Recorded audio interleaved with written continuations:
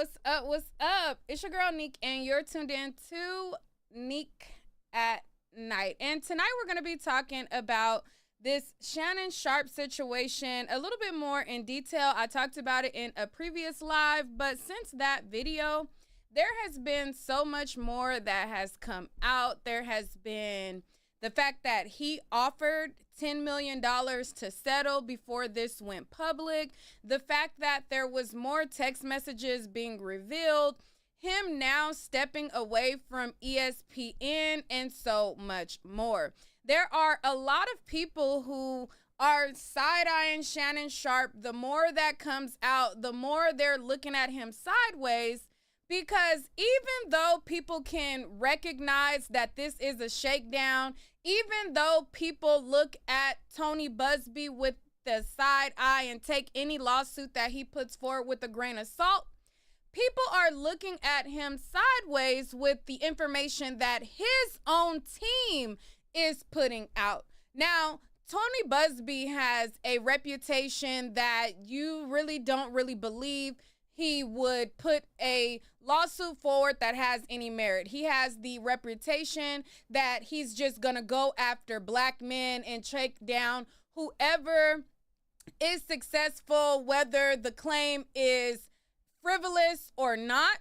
However, it's not the claims that Tony Busby's a team is putting out that has people looking at Shannon sideways. Ironically, it's what his own team is putting out that's making him look sideways compared to the girl's age and how she sounds on these calls. Okay? Now, I'm going to talk about a little bit of you said while you've been live, I just started my live right now.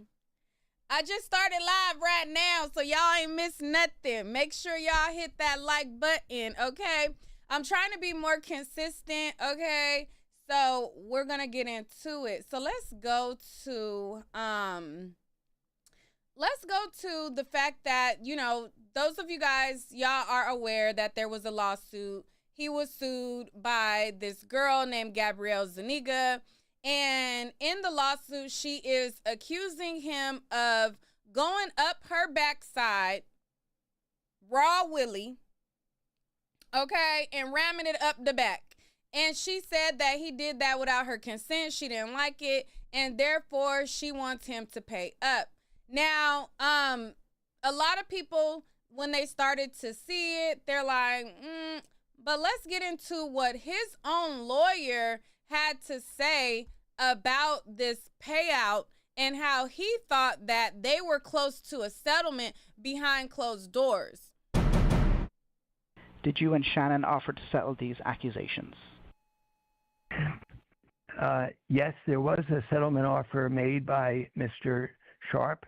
I will only generally say to you that it was in the tens of millions of dollars demanded by the plaintiff in return for her silence. That's under any definition commonly understood. That is blackmail. And Mr. Sharpe was willing to pay an amount in the tens of millions of dollars, but no final agreement could be reached.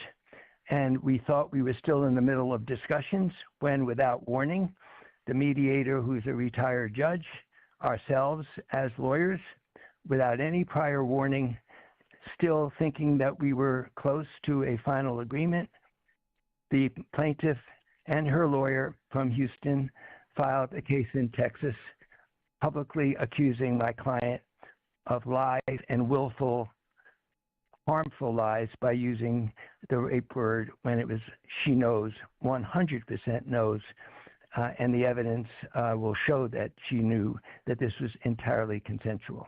So we were of the belief on our side that we had an agreement without any warning. Not even the mediator, who is a retired judge, was given a warning out of courtesy. This case was filed and the public charges went throughout the media before we even knew that the discussions were over and the case had been filed. All right.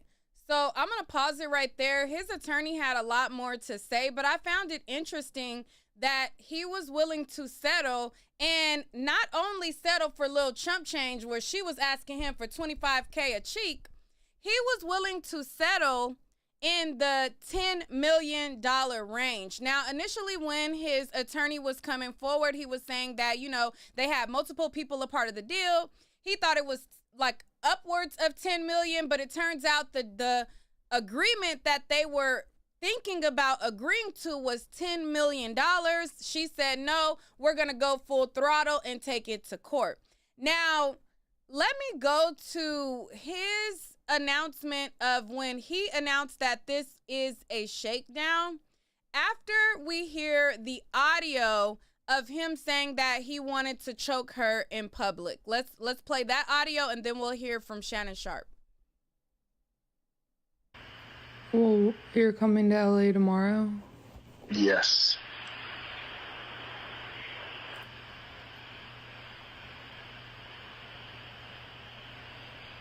Well, I don't know why you want to go out. Don't worry about it, Gabby.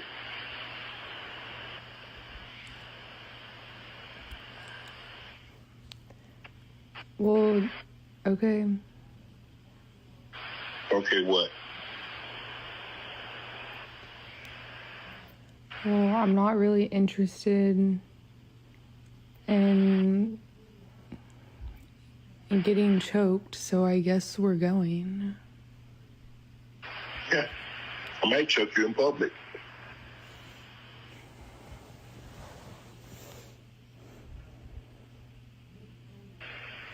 Big black guy chokes small white woman.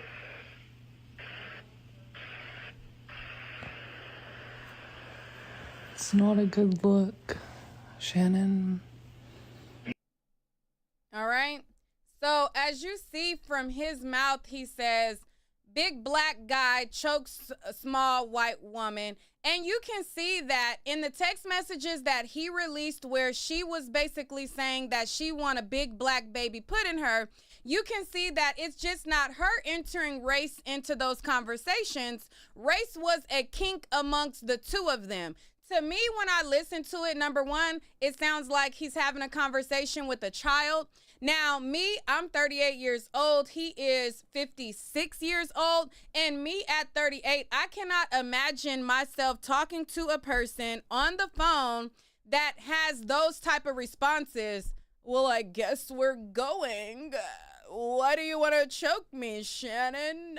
Like, that kind of stuff does not even, like, my brain can't even compute stuff like that. I would feel like I'm talking to a literal kid. Like, I'm raising a daughter right now, and the way that girl sounded, it sounded like some kid stuff that my child would say. Not saying that my child would be talking about choking or anything like that, but it just sounded very immature in nature. Like, you want to go? I guess we're going. And then he's over there talking about, I don't know, Gabby, like, whatever, Gabby, I might choke you, like, big black guy chokes white girl in public. And it's just like, this is what turns you on type of thing. And it's like, I guess, and a large amount of the conversation also is, oh, he need a black woman. He need an older woman. He needed this. No, he's right where the F he's at. And I'm so sick, like I said in my other video, of y'all trying to put people on black women. No. Black women have a higher intellect. We are very educated. We are very strong in, the things that we have accomplished. And a black woman, like, I'm not saying that they're not into certain kinks, because there are certain black women that will lick a man's ass, like Gabby was talking about in those text messages. And there are black women that are into BDSM, but it's more as far as the mental and like where you are mentally overall. Because when you take those whips and those chains and those bondage away, where are you at mentally? When we exit from this role that we're playing of whatever kink race thing they're doing, where are you at mentally? Will he be able to meet a black woman older in age, like will they be on the same level once they remove the belts and the chains? Probably not. Because I, myself, can't see myself having, well, I guess we're going, Shannon. Like, I just can't have those types of conversations. I'm just not doing it. I'm the type of person who I put intellect over looks these days. Like when I was younger, it used to be more so like, ooh, girl, he fine, he cute, woo-doo-woo, you know. But the older I got, the more you got to stimulate my mind. In certain conversations, certain things,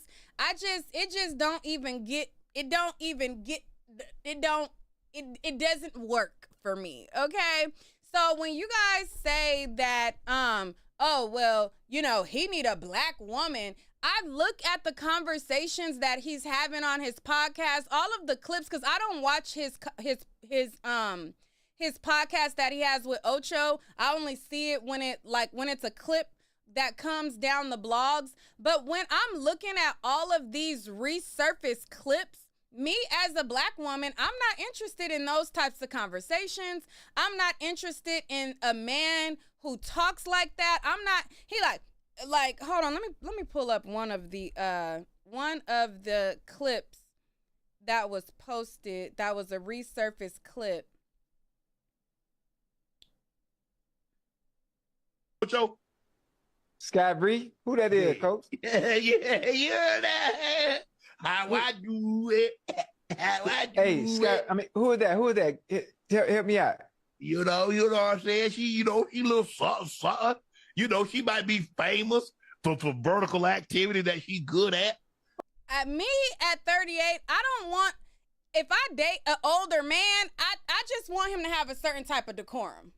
You know, I want daddy to be like over there on some grown man, you know. I'm not really a fan of cigars, but maybe he just smooth with it. Like, I just expect a certain type of, and you don't have to have a stick up your ass because you older, but it's just like, this is kiddish to me. And I'm not interested. Like, I'm just really not interested in a 50-year-old plus man. You know, she in her vertical activities and, you know, a little something, like,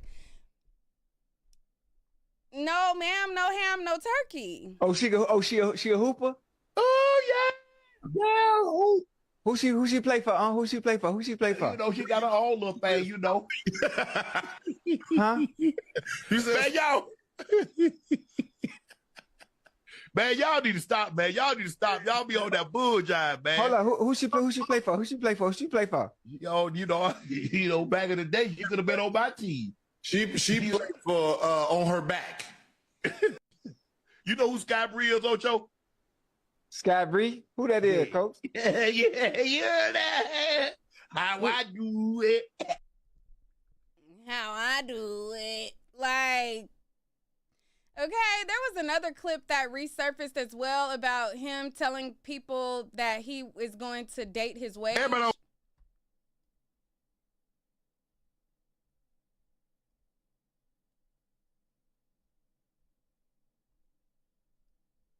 I was talking about date your age. Well, I want to date my wage. I'm finna shut all this ish down tonight. I want to date my wage. Stay right there. Where y'all at? Hey, chat, where they at? Hold on. Cause you know I keep it on me now. Yeah. I keep it on me. You want to date your what? I want to date my wage. Not my age. I want to date my wage. So where are they? Because y'all always talking about date your age. I want to date my wage. So come on with it. Well, you talking? As a matter of fact, I'm taking applicants as we speak. Well, you talking spicy tonight, boy. Everybody always talk about date your age. All right. And then everybody saw the resurfaced clip of Monique and Cat Williams. I'm not going to go over those because I'm quite literally tired of hearing the same clip over and over of Monique saying, you need an old woman in the nighttime to rub your feet in the nighttime. And yes, get an older woman for that, because I'm not rubbing your damn feet either. So he definitely need a Billie Jean or Billy Joe or whoever the hell she said he need or whatever that like that. But let's look at his response to it being a shakedown.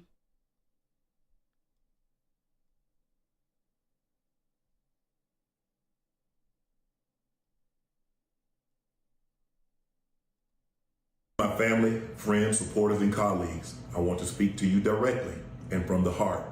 This is a shakedown. I'm going to be open, transparent, and defend myself because this isn't right. This is all being orchestrated by Tony Busby, who has targeted Jay-Z. Tony Busby targets black men, and I believe he's going to release a 30-second clip of a sex tape that tries to make me look guilty and play into every stereotype you could possibly imagine. That video should actually be 10 minutes or so. Hey, Tony, instead of releasing your edit, put the whole video out. All right. So he says that the video that they have is going to play into every stereotype.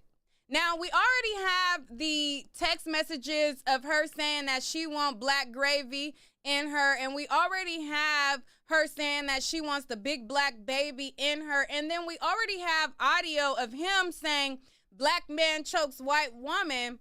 So it's like, what other stereotypes can this video play into? So my guess is similar to what Cameron and May said on their podcast, where that 30 seconds or whatever that she had on him, it's not that he's guilty of R-wording her. I just think that it's probably him in some heels, in some fish. It gotta be something that if it hit the internet, it's so embarrassing that he doesn't want people to see. It's 30 seconds of something that's extremely embarrassing, because the way that he specified that little portion of the tape, they must have gave him a sample. Like, this is a sample of what we got, for him to admit that he was going to pay $10 million. And then him saying, this is a shakedown. They're trying to put out this version of the tape that's only edited, put out the whole thing. It's going to play into all of these stereotypes. That lets you know that he was into some kinky stuff that, again, y'all need to stop trying to put on black women and trying to hand it over to us like we supposed to just, you know what I mean? No, we don't want it. He's where he's at. Unfortunately, this is playing out how it is. You live, you learn, and hopefully, other people of status looks at his situation and learns from it. But no ma'am, no ham, no turkey. No. He got a tape that's playing. It's not just, sometimes, a guy can get out the pool and it ain't really, the meat ain't really all the way, out like it's supposed to be, and it's a bad look, and it's like, yeah, she gonna put that video out. My meat wasn't really how it was supposed to be, but I could show you what it's giving. It wasn't one of those. It was, this is gonna play into all the stereotypes and all of the things, and don't try to hand this over to black women. Don't do it. I don't have it, or I would myself. You know what happened, and you're trying to manipulate the media. Also, he is too damn old to allow anybody. I'm a YouTuber. I'm not famous. I'm not a celebrity. I'm not nothing of the sorts. But there is not a man on earth that has a video of me doing anything in the bedroom. And if he do got that video, he illegally had some type of spyware or some type of hidden device that I didn't know about. But there is no guy that I knowingly allowed to tape me and said, you keep the footage. That is rookie steps 101. If you are the person with something to lose and you like to revisit your rendezvous, because I'm not going to shame taping you know, because some people like to look back at how they get down and stuff like that. But you don't never, ever, ever be the person with more to lose, and you allow the person that can come up off of you to have the footage. That's the part where it's just like, did she record it illegally? He didn't say that. Because I would have been like, she put spy cam or something. Is this footage to where you knowingly saw her with the camera filming you, and your nose was that wide open to where you allowed her to leave your presence with the footage on her device? And you got millions and millions and millions of dollars of deals in the works? I'm a YouTuber and I'm not letting no guy film me. Hell no. I'm not even, and this is another reason why guys like Shannon and the other guys who like barely legal girls, they like to deal with these certain types of girls because they're able to be more agreeable. When I was younger and I was 18, 19 years old, you know, just now getting out in the streets thinking I'm grown and I'm liking a boy, you know what I mean? He might have got like a suggestive picture like this, because those are the type of pictures that I was taking when I was modeling anyways, you know? But now that I'm older, you got to see me in person. Okay? I'm not sending you shit. And I never sent my coochie through the mail. That's something that never happened, okay? But somebody asked, send me some tit. You not getting a freaking elbow through the mail. I'm just not doing it. But you know, when you're younger, you more agreeable to do certain things like that. I'm just a person, I'm not doing it, okay? I'm not doing it. And I'm lightweight annoyed when guys ask me for regular pictures. Send me a picture. No, come set up a date. Set up a date at 8, okay? I'm free on the weekends. See me in person. Not sending you nothing. I'm just not. So that's another thing to where it's like, you too old to be allowing somebody to have footage of you. Now, I will say that, ladies, this is another thing that I'll put y'all up on as well. Don't go to men's house and don't scan the room. I dated a guy, and this is before I go any further, but I dated a guy who is now a police officer. He is a detective, okay? He is very established in his career. And we dated, for some time. He is on the East Coast. He lives in New York. I'm not sure if I talked about him before, probably briefly, but I don't really talk about him a lot on my channel. But, we've dated before. Now, any guy that I've had dealings with, like, if we're not currently, messing around, like, I'll be like, who you talking to? Who you dating? What's it giving? Like, I'll taunt people like, oh, you ain't doing shit, stuff like that. He sent me a video of him fucking a girl at his house. And I'm like, oh, did she know that I was like, oh, she was down for you to record her? And he told me, no, she don't even know that the video exists. At that point, I was like, oh, hell no. Okay?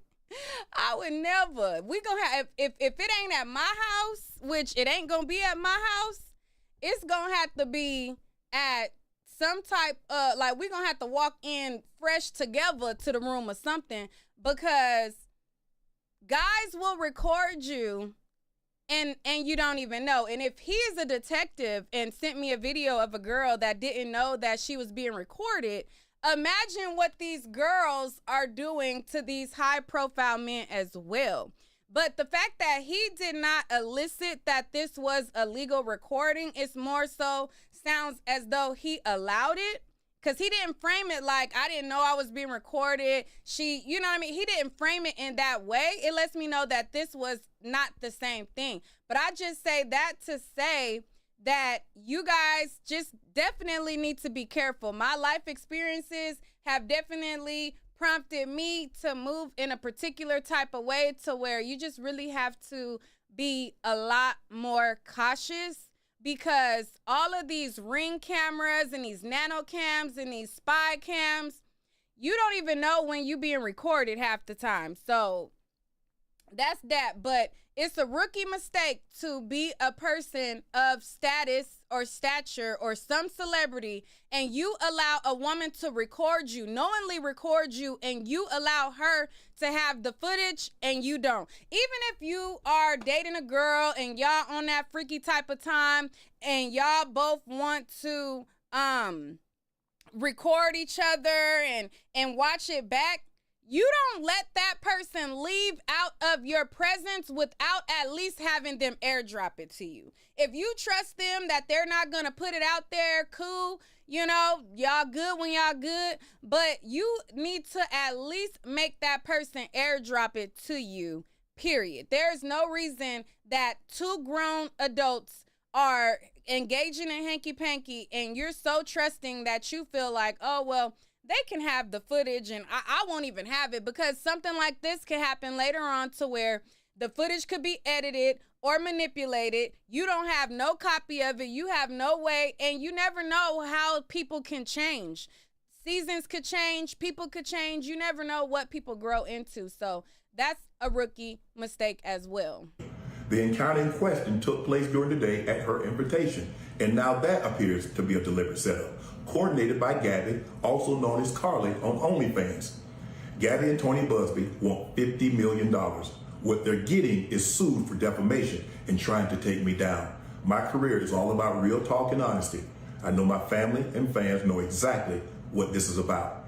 And I'm going to be out there telling you whatever I need to say, just like I always do. I love all you guys. Thanks. To my family, friends, supporters, and colleagues. All right. Now, in addition to him making a statement, I already shared with you guys the text messages that he put out, but let's just go through these text messages again, and then I'm going to go into the conversations that people are having on social media. So this has sparked a debate on social media, and it's not the fact that he's being accused of what he's accused of. The biggest thing that I've seen on social media is the fact that the girl's age compared to his age and the race play nature that they had going on, and the fact that he would allow somebody like that to let him trick him out of his space. So let's look at these text messages again. It says, statement by Lanny J. Davis, counsel to Shannon Sharpe. And this is a quote from one of the texts. It says, I want you to put a dog collar around my neck and choke me with it while you're effing me. Quoted by Gabby Zuniga in an October 7, 2023 text. And then another text says, I know you missed this juicy A. $25K for each cheek. And that was January 1st of this year. It says this lawsuit filed by Gabriella Zuniga and orchestrated by her attorney, Tony Busby, is a blatant and cynical attempt to shake down Mr. Sharpe for millions of dollars. It is filled with lies, distortions, and misrepresentations, and it will not succeed. In her effort to extract a large financial settlement, Ms. Zuniga presented Mr. Sharpe with a secretly recorded video of a consensual encounter. Oh, so they are saying that it was secretly recorded. Okay, never mind. Take that back. He's saying that he didn't know she recorded. So I retract the other part about him being a rookie Because if she secretly recorded it and he didn't know, then that's something totally different. That's something totally different. I didn't remember this part when I read it the first time. So anyways, it says, Ms. Zuniga presented Mr. Sharpe with a secretly recorded video of a consensual encounter. We believe the video has been heavily edited and taken entirely out of context, crafted to falsely portray a consensual act as non-consensual. Ms. Zuniga has refused to provide a copy of the full unedited version of the recording to Mr. Sharpe's legal team. To set the record straight, we are releasing several of Ms. Zuniga's own explicit text messages to Mr. Sharpe that clearly indicate the nature of their relationship was consensual and, sexual in nature, and in many cases initiated by her with a specific and graphic request. Contrary to the allegations she makes in her lawsuit, consensual hanky-panky continue until January 2nd, the day after she asked for $25,000 per cheek, as quoted above from her text to Mr. Sharpe. There are other examples of text from Ms. Zuniga, and it included some of the other texts that they had together. And some of the other texts, it says, only if you put that baby gravy in me, then I could do whatever I want. And I think she meant then you could do whatever you want to me. And then it says that was in 2023, and it says I want to put my tongue in your a-hole and then marry you. That was in 2024. And then she put, that's my daddy, F. I want you to put a big black baby in me. That was in August of 2024. And then it says, you better crave it because you're going to be stuck with it for life after you put a big black baby in me. All right. And that is August 11th, 2024. Now, whenever girls start talking to rich men about babies and putting babies in them, that is a telltale scare to run. So that just lets me know that being that these conversations continued and her saying that she wanted him to put a big black baby in her means that that whole rhetoric of I want to put a baby in you did not originate from her. Because if you get to telling an athlete or somebody famous that has a lot of money and clout that you want a 18-year custody plan and assurance of a guaranteed payment plan, that is something that would make a man run. But being that these conversations continue and she's not only saying it on one occasion, she's saying it on the 6th, and then she's also saying it again on the 11th, that lets me know that he's the one initiating this black baby talk. Because if she introduced and said, hey, I want you to put a big black baby in me, he'd be like, nah, we gotta, we gotta take it slow.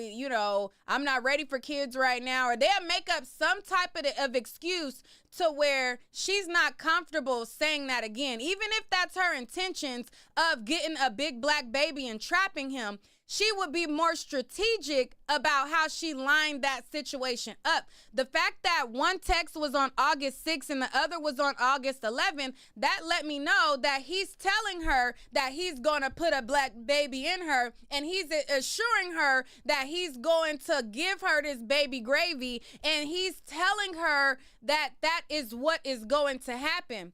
So also, he needs to take accountability that if, even though she's an OnlyFans model, she's a woman at the end of the day. So if you're telling a girl that you want to put a baby in her, that, she's going to start thinking that she's special. She's going to start thinking that her coochie is so good that despite her being an OnlyFans model, this rich and famous guy who is on the table to do deals upwards of $100 million wants to secure her in his life forever.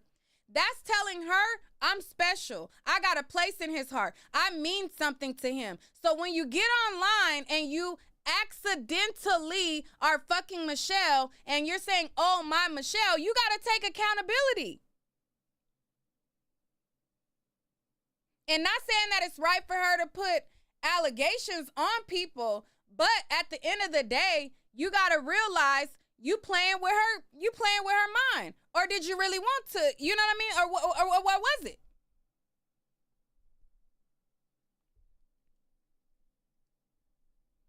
So it says, these messages are just a sampling of the broader pattern of graphic communications initiated by her.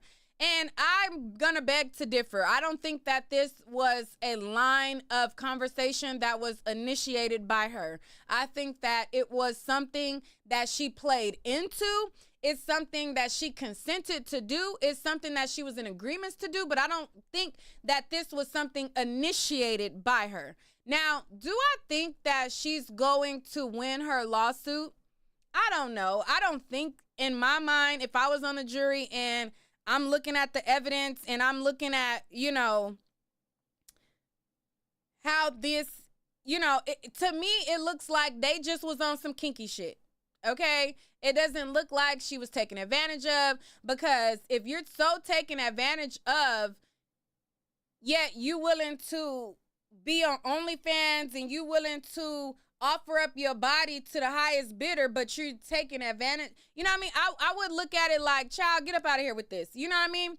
But I think that this will make a major hit to his reputation. I think that it has a lot of people looking at him sideways, because a lot of people who are fans of his are older. Okay, a lot of the women who watch him, because I don't really get into his gig or watch his podcasts on a reg. Like, the only one that I seen all the way through was the Cat Williams one. Anything else he put out was just me watching clips that came down the blogs. But the older women are the ones who are looking at him and thinking that he looks sexy and, supporting him and things like that. When they look at you and they see that you're into girls that are younger than their children, they're going to start looking at you a certain particular type of way. I even had guys who were going down my feed who was basically like, I got a daughter that's 19. There were guys on my feed that have children the same age as Gabby, and they look at him a certain particular type of way now, because you that old and you interested in a girl that young. Like, it's making people, even though this lawsuit might not really, I think she should have took the 10 mil if they was going to give her 10 mil, because if I was on the jury, I wouldn't give you shit. Okay? That's just me. But I think that he is going to have a big hit to his reputation in the court of public opinion, because now people are looking at you certain type of way. Like, you over here talking about how them young ones open up, and then the young ones that we see is a girl that looks young as hell, and it's just giving weird at that point. This is what the girl looks like if some of you guys have not seen her. And if you go down the blogs, a lot of people feel like she looks like a teenager. She looks like a kid. A lot of people are looking at him a certain particular type of way, also because she looks very basic. When you hear a girl offering her cheeks for $25,000 a cheek, and you see a man get tricked out of his position, and you see that a guy has so much to lose and you losing it over somebody so basic, people start to feel some type of way. Like, there's a lot of people who their reaction would have been different if she was something to, like, if she was an attractive girl to the masses and people felt like, she's young, but she's like a attractive girl, people would have been like, oh, I understand why you was risking it all. But the fact that she looks like a child, she's basic, and her conversation sounds like a child, it starts to put him in that pervy category, and it starts to make people look like, I don't know if I want to support somebody on that type of, that type of time. Like, if you interested in her and she looked that young, like, they start putting you along the lines with like a Marcus Houston and the people that's waiting for the girl 18th birthday, and you know what I mean? You start to get aligned with those. Now, if this would have been a girl that was at least 25 years old, 26 years old when he met her, I don't think people would be looking at this situation the same. The fact that she's so young and the fact that she's also basic and young and sounding immature, that makes people look at you a certain type of way, because it's like, what you getting out of this? You could get something way better. And if it just gotta be young for half your age, at least 25, 26, 27, bomb body, still at that age. You know, I didn't have my first kid until I was 26. You can still get girls that don't have kids yet. You know, great, amazing body. Because child, before I had a baby, the body was bodying, okay? The body was body, okay? You know what they say? Her body is tea. The body was tea, baby, okay? So around that age range, you could still get a girl that has a banging body, not too young, still agreeable, okay? Still agreeable, still gonna let you get off your little kinky shit just because she want the bag and she gonna, you know what I mean? She gonna go with what you going for. People would not be looking at this the same way. They would be looking at him like a unfortunate guy who got set up by Becky. They would be looking at him like, oh, Becky just out to set you up and you shouldn't be trying to mess with white girls. It would not be the sentiment that they have now based on all of the factors of her age, basicness, and all of that. Now, let me show you guys some of the conversations that are being had around social media, because there are people who are starting think pieces about this as well. So this is a post that was on Facebook, and she kind of says similar to what I just said to you guys, but she's not the only person that has this sentiment. This sentiment is shared by a lot of people. So let's go to it. It says, woo child. The more this Shannon Sharpe situation unfolds, the harder it is to look at him the same. The whole Instagram live moment where he slipped up calling out Michelle was already wild. But this is overboard. It's given a man with no discipline, no self-control, and an ego that needs constant stroking. These older men who purposely chase after women barely in their 20s, especially when they have daughters that age, yeah, I'm side-eyeing hard. It's not giving grown, it's giving unhealed and manipulative. Shannon couldn't handle a strong, educated woman who challenged him, so he went after someone young he thought he could control. And let's not ignore the fact that he allegedly tried to throw money at the situation to protect his image. At this point, run the cameras back and let Cat Williams interview you. All right? So this post is a post that is getting a lot of traction on Facebook. And she says, please stop saying black women is bringing Shannon Sharpe down. This woman is not black. And I'm going to speak on this as much as I want because he's wrong. I don't care who you with. But when black men are in trouble, then they want to come back to Shirley was there for them, child, please. All right. All right. Somebody says no one is feeling sorry for this man. Next. If she lying on him, she should go to prison. That's all. Another person says, I don't think Shannon was pursuing a relationship with the young lady. Basically, he is a John. She is a lady of the evening that was offering services. Sir, if he was not pursuing anything with her, why was he allowing her to continue talk about having babies, baby gravy, and all of that? Why did the notion of him turkey bastering her go past 2023. She first introduced the idea of him turkey bastering her kuda cap in 2023. Why a whole year later is she comfortable, and why, if he is a John and he's paying for a service, why don't he got his hoe in check? Because I'm a YouTuber and you're not talking to me a certain particular type of way.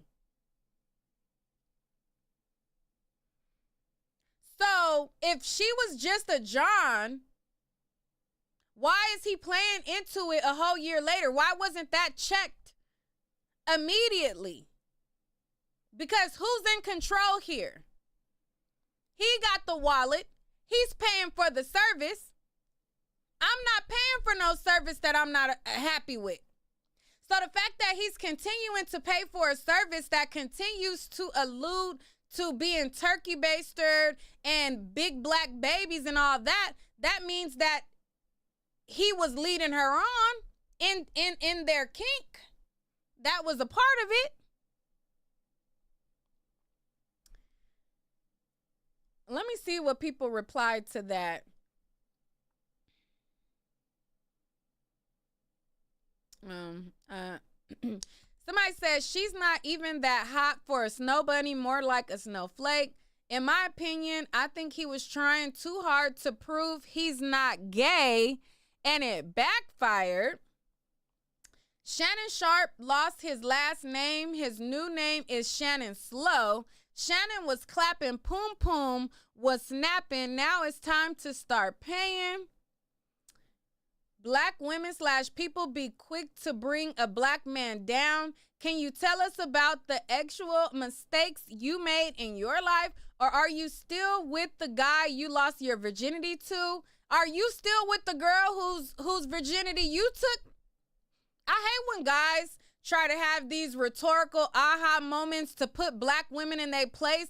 But I guarantee you, this same man who's trying to use this rhetoric to put black women in their place about, are you with the person that you lost your virginity to? I guarantee you, he not with the person he lost his to. Sir, are you? Oh, it's an exception for you though, right? He says, I support Shannon and I don't believe anything until all the facts come out. But I'm going to support my brother, my kind. Do better, black women. Don't help them destroy us. Let me see what the replies is given. She said, wait a minute. Did you say black women bringing him down? I think not. Nah, he chose to dip his toe in the snow bunny. Don't put that on us. Okay. This person said, I think it's a white woman bringing him down. Stay with the topic. Okay. Why do you say black women be quick to bring a black man down? As soon as a black man gets status, a little money, they go straight to the white women. They start flexing and flaunting until the allegations of misconduct start. Now you want us to back this nonsense up? Oh, girl, they want you to be their savior, because after the white woman brings them down, they want to throw him off to us. They want to throw him off to us. Don't throw him off to us. We don't want it.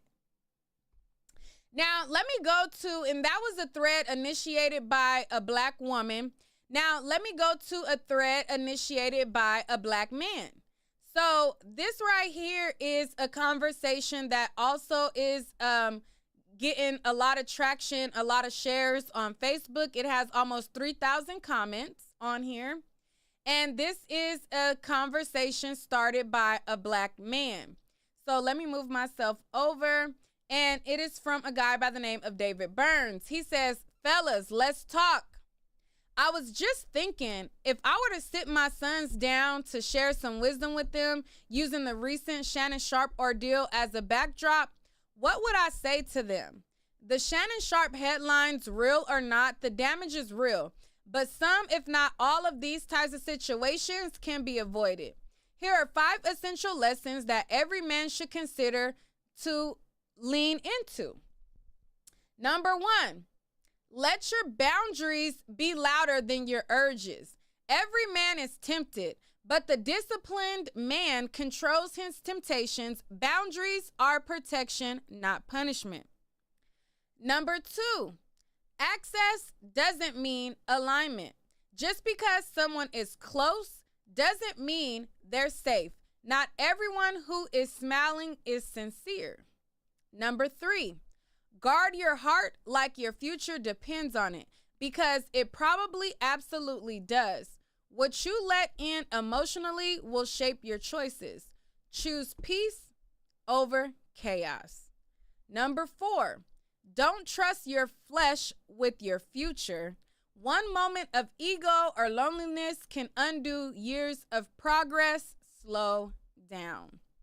Number 5, protect your peace before you pursue pleasure. Pleasure fades, but peace, that's what keeps you steady when the storm comes. You're not just living for now, you're living for your name, your legacy, and those who come after you. Hashtag total man, hashtag permission to think differently. And now let's hear from some men. Now, his post garnered a lot of men's input on the situation and a lot of men chiming in on what they felt about it. So let's go to David Kaiser. He says at his age, he should be wise enough not to put himself in these types of situations. If he understood that hanky-panky is not just physical, but a spiritual thing too, he wouldn't be so quick to sleep around. God covers marriage, not OnlyFans models. All right? Will says, at some point, every man has to look in the mirror and ask, who am I without the attention, the access, the applause? For Shannon, maybe he never answered that honestly. The need to dominate, to impress, to prove something, that's not strength. That's a wound dressed up in a suit. And when you lead with that kind of energy, you attract chaos. This isn't just about what he did or didn't do. It's about what he avoided becoming. A man of integrity, a man at peace with himself. All right. Another person says, and this is a woman, he should have listened to his grandma. All right. I want to hear from the men. So this guy right here, Jimenez, says it's been repeated throughout history that wealth and fame can't fix the inner you. Inner healing is so important in dealing with past trauma, hurt, insecurity, and lack of trust in your life. David and Bathsheba, Salmon and Delilah, there is always a price to pay. I pray brother Shannon receives godly wisdom and counsel. I'm keeping him lifted up in prayer. Brian says, there's a lot he could have done differently, but there's a lot he's gotten right over the course of the last 30 to 40 years of him being in the public eye. His track record is fairly impressive overall. This goes to show 2 things, in my opinion. We have to stop being so judgmental. And number 2, it only takes one mistake to ruin a life, relationship, a reputation, or career. All right. And another person says discernment is important. Above him, a guy says, my grandfather used to say, everything that's good to you ain't good for you. All right. Another person says they have absolutely nothing to offer because he's too old to not know better. Lust will always put you in the worst predicament in the end.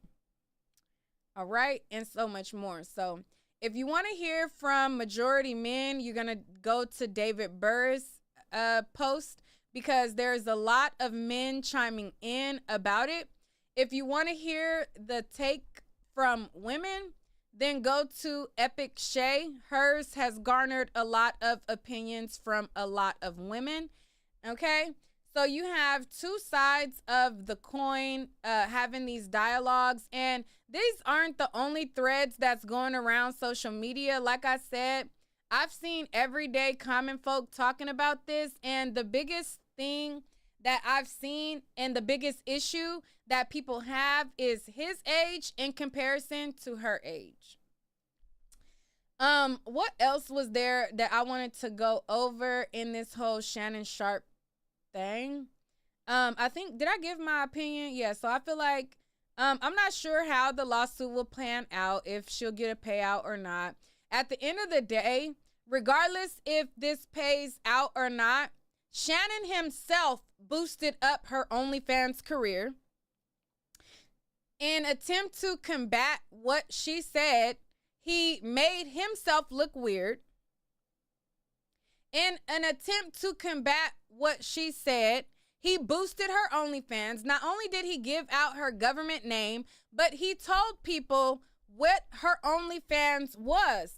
So now all of the millions of people who are fans of him, who want to see her busted open and see what had him with his nose wide open, now her stock on OnlyFans is just going to go up and up. And whatever she was making before, whether she gets a settlement, a payout or not, her income, her generated revenue is going to quadruple or even go even higher than that, because people are now invested into the woman that took him down. So either way, whether this lawsuit goes through or not, she's winning. She's winning in the end. Now, he can say that he's countersuing with defamation, but did she really defame him? I mean, the word grape is a slippery slope.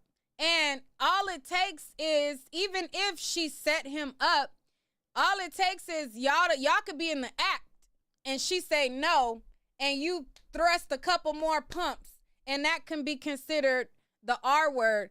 So in the end, I mean, does he really have weight on his countersuit with the defamation when he put out texts that I really don't know? We'll see how this plays out. She has her lawsuit.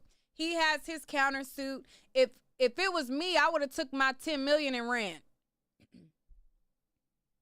I would have took my 10 million and ran, because if I was on the jury, I'm not giving you nothing.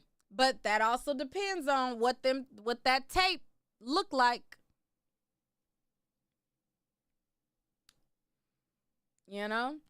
Because she could say, I recorded it out of my safety. It could be something to where he got her in a headlock. And what's the video that we just saw of was it a football player where he was he had the girl and she was choked to where she was unconscious, and he walked up the steps like they were in an apartment building, and like she like swung back at him, and then he grabbed her up and he choked her to the fact to where she fell out, and then he just walked on about his day. Now, it also depends on what that tape show, because if it's some craziness, I wouldn't give a damn if she secretly recorded you or not. If you doing some off the wall, I don't know, putting your dick in her, even if she an OnlyFans model, you putting your penis in her mouth to where she can't breathe, and you making her choke, and she falling out and she foaming at the mouth. It just depends, because whatever is on that tape, he thought that it was worth $10 million. So, with the evidence that I have now, I wouldn't give her a dime. But if the tape shows something crazy, I mean, I don't know. You said he should have had her sign an NDA. Well, it said that in the beginning he wanted her to, but she refused. So, where is that Funny Marco? Let me see that clip of him and Funny Marco. Funny Marco, Shannon Sharpe. before we move on to the next. What's going on with this? Anybody ever told you look like Miss Netta? They do sometimes. Okay. I don't get up. It used to bother me, but guess what? It don't stop them checks from coming in, and it don't stop them young ones from opening up. It sure don't. So let me. As a matter of fact, you look more like Miss Netta to me with that skin, that acting. Now that you brought it up, you should have left that. What's going on with this? Anybody ever told you look like Miss Netta? They do sometimes. Okay. I don't get up. It used to bother me, but guess what? It don't stop them checks from coming in, and it don't stop them young ones from opening up. It sure don't. So let me. As a matter of fact, you look more like Miss Netta to me with that skin, that acting. Now that you brought it up. So enough of Shannon Sharpe. Y'all let me know what y'all think about him down below. What do you think will be the outcome of this lawsuit? And have you guys hit the like button yet? Let me look and see what the likes are looking like, because I don't even know if y'all playing games. Are y'all hitting the like down button? Below? Oh no, y'all playing. Y'all are playing in my face with these likes. Y'all are playing in my face. I know y'all not playing in my face like that. I know y'all not playing in my face like that. Oh no. But anyways, tomorrow I'm supposed to be having a big shipment delivered. I'm so excited. I was working on some stuff behind the scenes because I got some new merch coming for y'all, and I was very busy with that in my hiatus when I was not doing a lot of videos. Well, I wasn't doing no videos for the past 3 weeks. I was working with my homeboy close to like creating something that I'm just so excited. It comes tomorrow. Hopefully it looks like it's supposed to look. Hopefully it's everything that it's supposed to be. Because we about to go into the summer, and this is a summer accessory. And I'm gonna be outside because I'm single. I'm ready to mingle. I'm not with, listen, fellas, I'm single, ready to mingle. But I ain't with no kinky shit, and I ain't with no crazy shit, okay? But I got a summer accessory. It should be delivered tomorrow. Hopefully, UPS tracker is correct, because we got an accessory that's bringing us into the summer. You know what I mean? It's time for me to start promoting my website again. I still have my website. So yeah, I'm not gonna tell y'all what it is yet, because if it's just coming tomorrow, I mean, I could wait another day. But let's get into the next topic, because speaking of kinky stuff, why did this story pass through my Instagram to where I had to look it up on TikTok to figure out? There go. This story had me cracking up.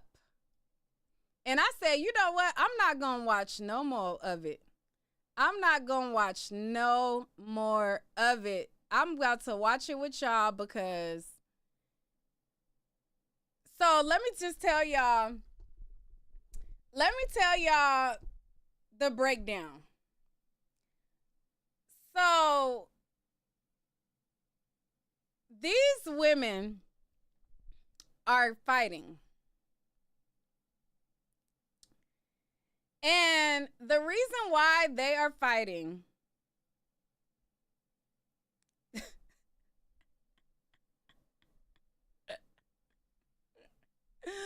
oh my goodness, this is so funny. I could not finish watching it, because I said, you know what? As soon as the husband entered into the footage, oh Lord, I said, oh no, this is one for the YouTube that we got to get into on YouTube. So basically, this. Tell me if you don't. This. Oh dang! How do I? With the girl, she said no. All right, so basically this woman right here, she is married to him, the guy. She married to him. They married. Right? So they're married and she is mad because they entered a girl into their relationship. So they wanted to decide to be poly. And in the midst of them being poly, she found out that the girl that they decided to be poly with, which is this girl right here, was cheating on her. So she said when she found out that this girl in the pink was cheating on her and her husband, she said she entered in a relationship with me and my husband, and she's cheating on me. I said, oh, we got to get down with this on YouTube. She is mad because they married and she cheating. Child, let's get into it. Let's get into it because I could not. I felt that was the need to open up this door. Let her go. Thank you so much. Go. What's going on? Hold on, let her go. Let her go. That's what she is. That's what it is. That's what it is. Big. Do me a favor, stand right here for me, please. Basically, she read my messages, found out that I was cheating on her, and she threw it. Cheating on me with 6 different people. Okay, hang tight. 6 different people. Like, she's a. Okay, where can we talk where just we can be away from them? Because I don't want you out, nothing being back and forth. Can we talk right here? Yeah, of course. So, what is y'all relationship? She's essentially my girlfriend. Who are you? I'm her husband. I just came to figure out talk to you outside. You her husband? Yeah, I just came from pull it, pick her up. What's going on? She started a relationship with me and my husband. Okay. So we was like in a polyamorous relationship. Okay. She told my husband that she don't like him or whatever. So it was just me and her continuing to talk. Okay. And keep the relationship with just us two. I've been here with her.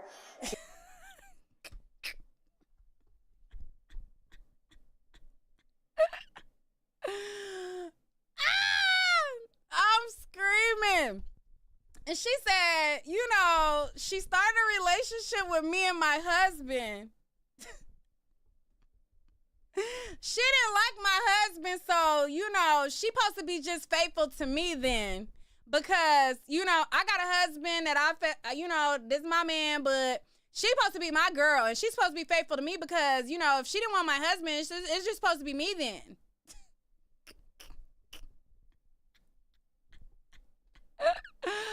Oh my goodness, I gotta bring that back. And look at the husband. I just can't figure it out. Look how the husband, and this be my thing. When you guys be in these relationships and you gotta start all of this other crap, are you the husband's beard? Did you get with him because you didn't want to be out with girl? Like what? Whose beard? Cause why did he walk up? Let me look at this. Let's bring it back. Talk to you outside. You her husband? Yeah, I just came from pull it, pick her up. What's going on? She started a relationship with me and my husband. Okay. So we was like in a polyamorous relationship. Okay. She told my husband that she don't like him or whatever. So it was just me and her continuing to talk. Okay. And keep the relationship with just us two. I've been here with her. She just got back. And I kept asking her about this girl that kept texting her and calling her and stuff. And I'm like, are you dealing with this girl? She was like, no, she's not dealing with the girl. And I said, well, you don't have to lie. Mind you, she has a whole husband. This is crazy to me. I mean, like, just tell me if you're dealing with the girl. She said, no, I'm not dealing with the girl. I said, okay. So she told me that she had took her watch or whatever. She took her watch off at the girl house and all this other shit. So we supposed to be having like a movie night or whatever, and she fell asleep.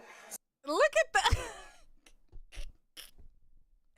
look at the husband grabbing up her purse, her spend the night bag. She got the pillow. He getting to spend the night. Hold on, let me pull that back. He done pulled teeth. Come on, wifey. Let's go home. That she had took her watch. Oh my goodness. And I said, well, you don't have to lie. You know what I mean? Like, just tell me if you're dealing with the girl. She said, no, I'm not dealing with the girl.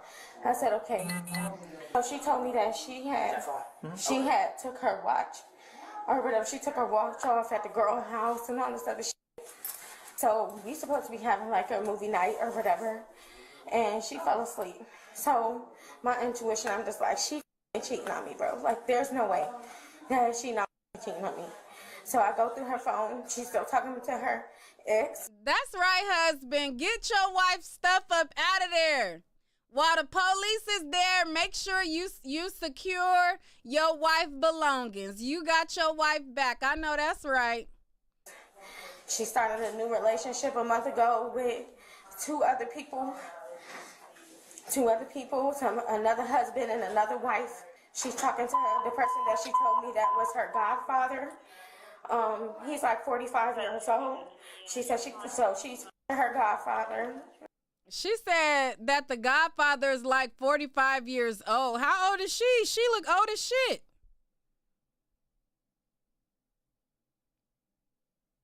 Ma'am, you look like you my mama age, talking about like she's messing with the godfather. Like, how old are you? You look older than me. I'm 38, girl. She started a new relationship a month ago with two other people, another husband and another wife. She's talking to the person that she told me that was her godfather. He's like 45 years old. She said she's her godfather. She like, oh, don't tell her that we dealing with each other and stuff. And it's just like how many times I asked you, like, is this not what you want? Just let me know this not what you want. Mm-hmm. You know what I mean? If this is not something that you want to be in, oh no, I love you, I want to be with you and stuff like that. Me and my husband had a lot of back and forth about this girl. Mm-hmm. But I told him I really love her and I love her a lot. And then so I go through her phone and she just like, just be, how you having sex with me, my husband, you going up with her somewhere else having sex with somebody. Girl, listen to you. How is a woman having sex with you and your husband and you confused about why she would be of the ilk or character to slang that bumping grind coochie bump to somebody else? You have a girl who is willing to sleep with you and your husband. Now, I am the type that I feel like polyamory, child,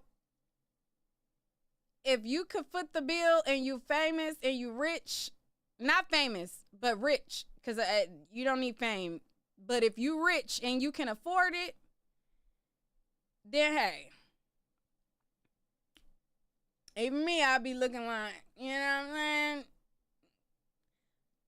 But the fact that you are of average, never mind.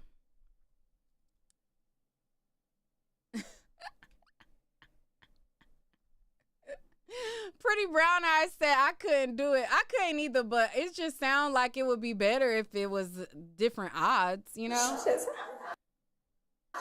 like, just be, how you having sex with me, my husband, you going up with her somewhere else having sex with somebody. So what happened with the physical portion of that tonight? Because I asked her, I said, let her go. We in here. I felt that was the need to open up this door. Let her go. Thank you so much. Let her go. Oh. Let's go to part 2. Let's go to part 2. Where's part 2 at?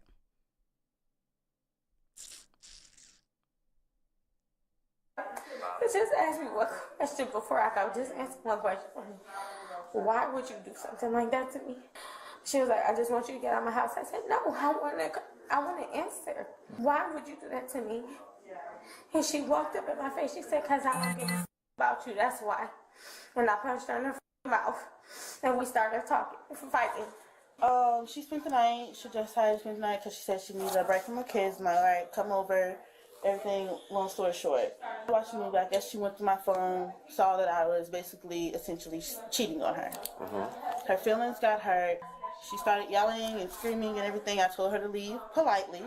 She did not want to leave. That's when I called 911 because I was like, I'm not about to do this with her. I'm a veteran and everything like that. I don't want to ruin that reputation. Called y'all, and they said they would send somebody immediately. Then I called her husband. I was like, you need to come get your wife. He was like, I'm on the way. She was like, I'm not leaving. I guess her husband came, putting her stuff in his car or whatever. Okay. And then that's when y'all came and she asked me a question. I answered her question, then she punched me in the face. I think my lip is busted though. So yeah, she punched me in the face, told her to let me go. I didn't, of course, I tried to defend myself to the best of my ability. And then she said she's not letting go. That's when y'all knocked on the door. Y'all heard that. I tried to tell y'all to come in, but I guess y'all couldn't hear me. I just kept hearing it. It was hard to discern at first, but I kept hearing I'm not letting go. And then that's when I said, let me test the doorknob and see if I need to just come on in. Her husband was putting her stuff. Okay, so ma'am, can you place your hands behind your back, please? You're under arrest for battery, DBA. Put your palms together like you're praying. And that's based off what I saw when I first walked up to the house and I heard the cries saying, I'm not letting go. And even when we came in, I saw your hands grasping her hair and you still didn't let go. So based off that, I'm placing you under arrest for battery, DBA. That's fine. Your wrist is what? My wrist is kind of like numb. Okay. Where you guys, was it from like a punch or something, or did you hit it? Trying to, like I told him, I was trying to defend myself. She had my hair pulled, so I was trying to grab her hand off of me. Mm-hmm. And she's like yanking me and everything. Now she's smiling, talking about it's fine. And I'm still gonna get locked up and I have children, sir. I want to investigate, We're fighting each other. But based off what I saw, I told her I wasn't letting that's her the go. reason why you're in cuffs right now. Based off what I saw, because I told her I was not letting her go. And she was telling you guys to come in the house. She said, come in. Because I told her I wasn't going to let her go because she has a gun. Did not want her to shoot me, so I was holding her. But just ask me one question before I go. You wasn't letting her go because she has a gun. If you know that she has a gun, why did you haul off and sock her in the mouth? She got a gun, but you the one that hauled off and punched her in the mouth. Ma'am, shut the... Let her go. One of the names in the text messages in a relationship with her? And when she is in a relationship with me and my husband, it's supposed to be me and my husband's girlfriend.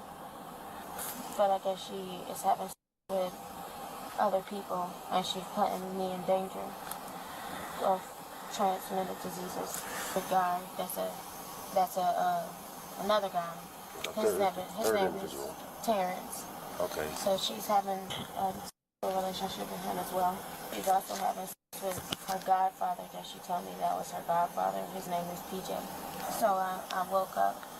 I started getting on my clothes. I said, Chloe, I'm about to get ready to go home. She said, I called my husband and I told him, can you please come get me? And I woke her up. I said, Chloe, I'm about to get ready to go home. She asked me why. And I said, I can't believe that you doing this to me. She loved me. And then she bought me a ring because she wanted to marry me. And I was like, I don't understand why you're doing this. How she buy you what type of time What do y'all be what be going on? How did she buy you a ring and say she want to marry you and you already married, ma'am? You is married. What? I said, it's not even just one person, it's multiple people. Like, you are something. She was like, he's back on me. And I said, I'm not even going to fight you anymore. I'm just going to hold you here until the police come. And we was tussling back and forth. Why didn't you release her at that point once we announced ourselves as police? I know. I went to school for criminal justice too, so I already understand.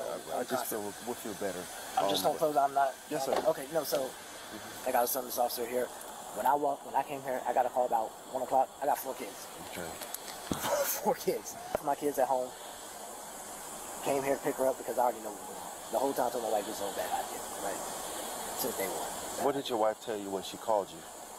Nothing, but that's why me and the person I was on the phone with were confused because she basically, okay, so essentially when she called me, we was talking regular. They went out tonight, went out to go eat at Graffito. Everything was fine. They was smiling, laughing, happy.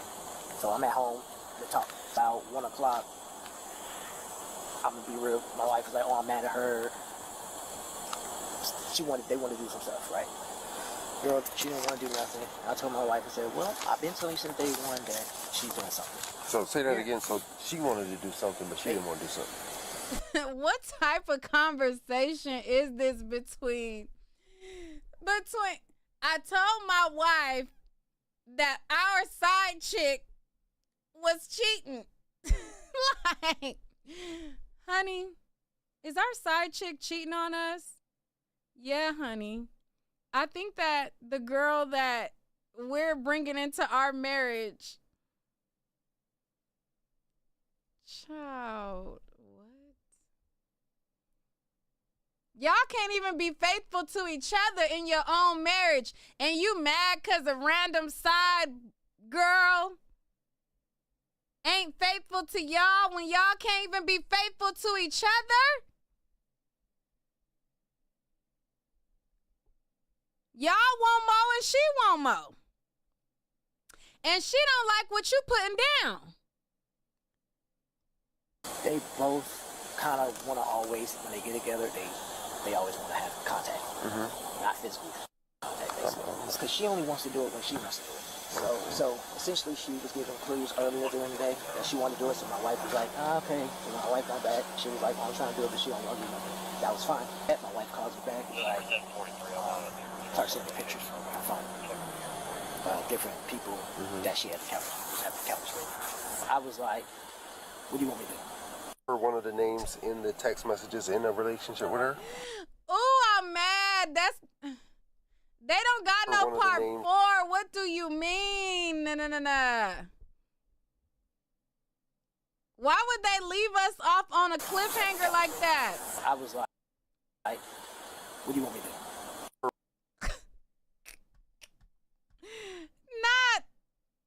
Not he asked his wife. What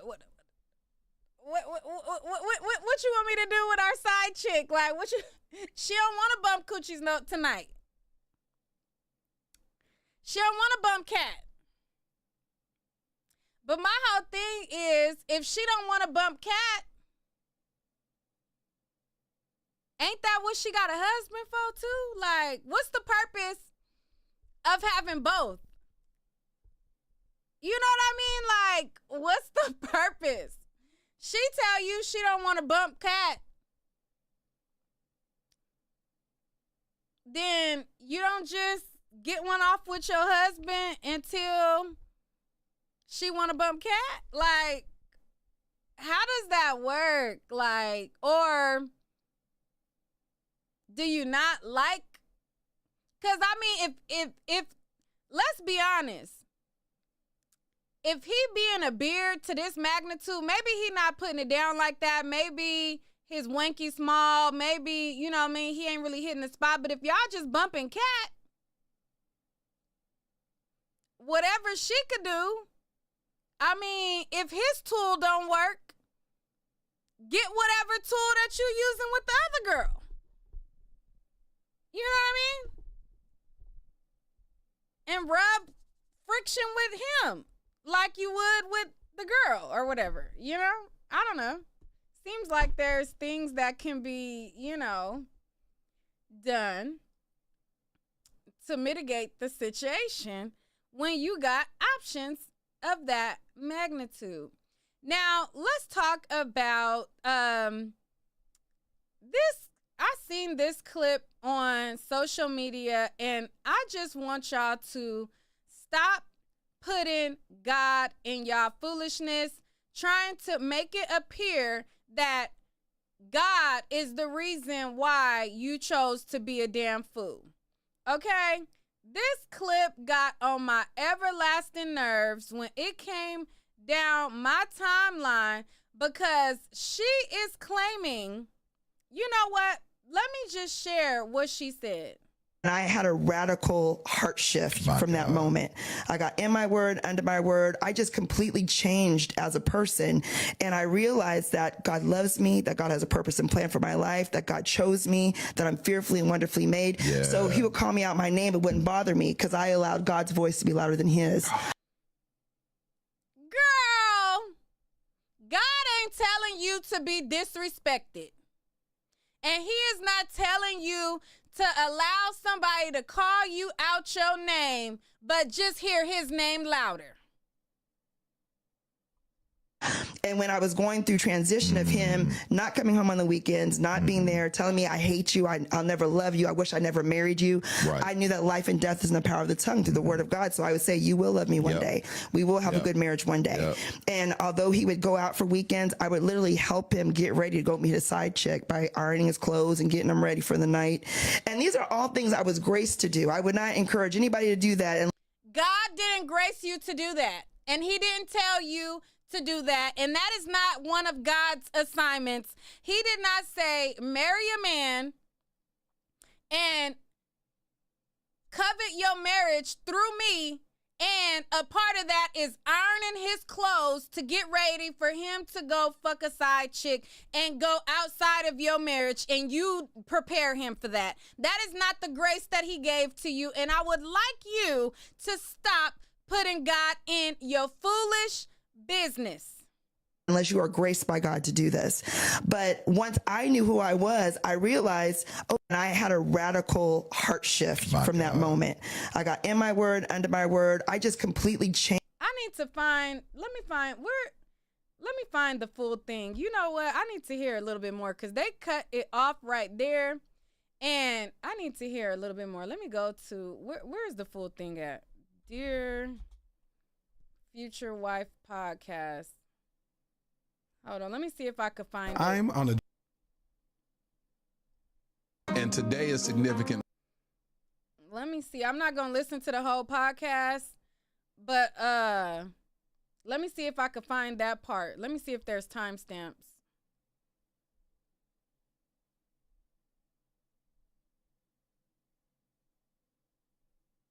"22 minutes in.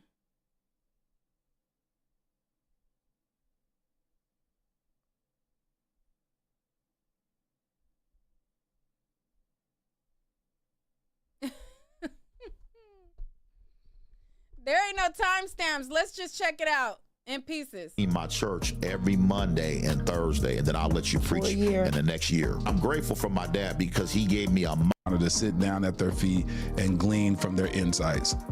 And create a covenant with a woman, but you bringing that into it less than 24 hours prior. Why do you think that is? You know, I think that how sometimes we're wired, even as young men, you're going to have what I call human moments. Yeah. Even the Bible says in Isaiah 40:30 that young men would utterly fall. Right. So let's just say I was fulfilling scripture.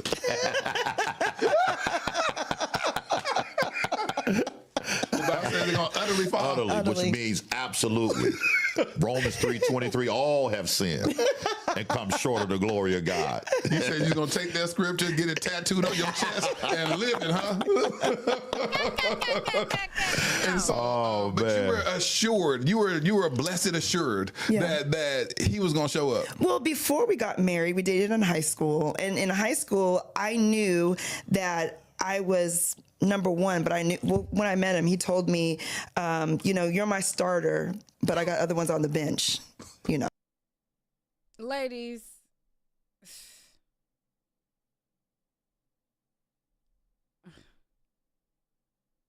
you're my starter. Show. No. And, what else would you tell me, baby? That you my point guard. Yes. And that you love me. But I like them. Right. So I was in a relationship I was okay with that as long as I was first. Mm-hmm. And there's a reason for that. I want, the women to know out there. I didn't know Jesus. I didn't, know who I was. Once you found God, you used God as an excuse too. So once you even knew Jesus, you still was a dummy. So don't try to preface it like, oh, well, at that time, I didn't know Jesus, because you just told me that you was graced by God to iron his clothes to go fuck his side chick. Would you say, babe, I had no value? No, you had no value. You still don't. You still don't. You had no worth. You did not know who you were. He said you didn't know your self-worth. Right. And I'm 17. Yeah, of course. So I'm a teenager, and I was preconditioned to think this way because my mother divorced my father for infidelity, and I'd always thought if you could just forgive him, our family would stay together. Oh, that's deep. So that was not a deal breaker for me, as long as I knew about it. Now he knows if I found out about it, we'd have a problem. But if he told you in advance, you'd be okay. Yeah. So if he said, "Hey, listen, tomorrow I got this little shorty lined up. I'm gonna go run through and I'm gonna smash her. I'll see you the next day." Well, he would never say that. It was usually after the fact. Yeah. Hey, I had a hiccup last night. Just heads up. Yeah. A hiccup. You were saying after the fact?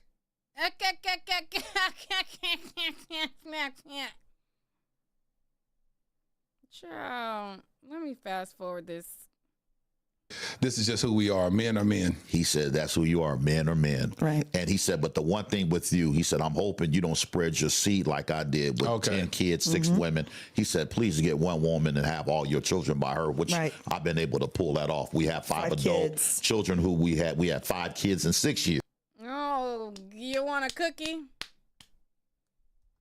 11 months and 16 days. Wow. 3 boys, 2 girls, and now we almost got 6 grandkids. Well, 5.5 right now. Right.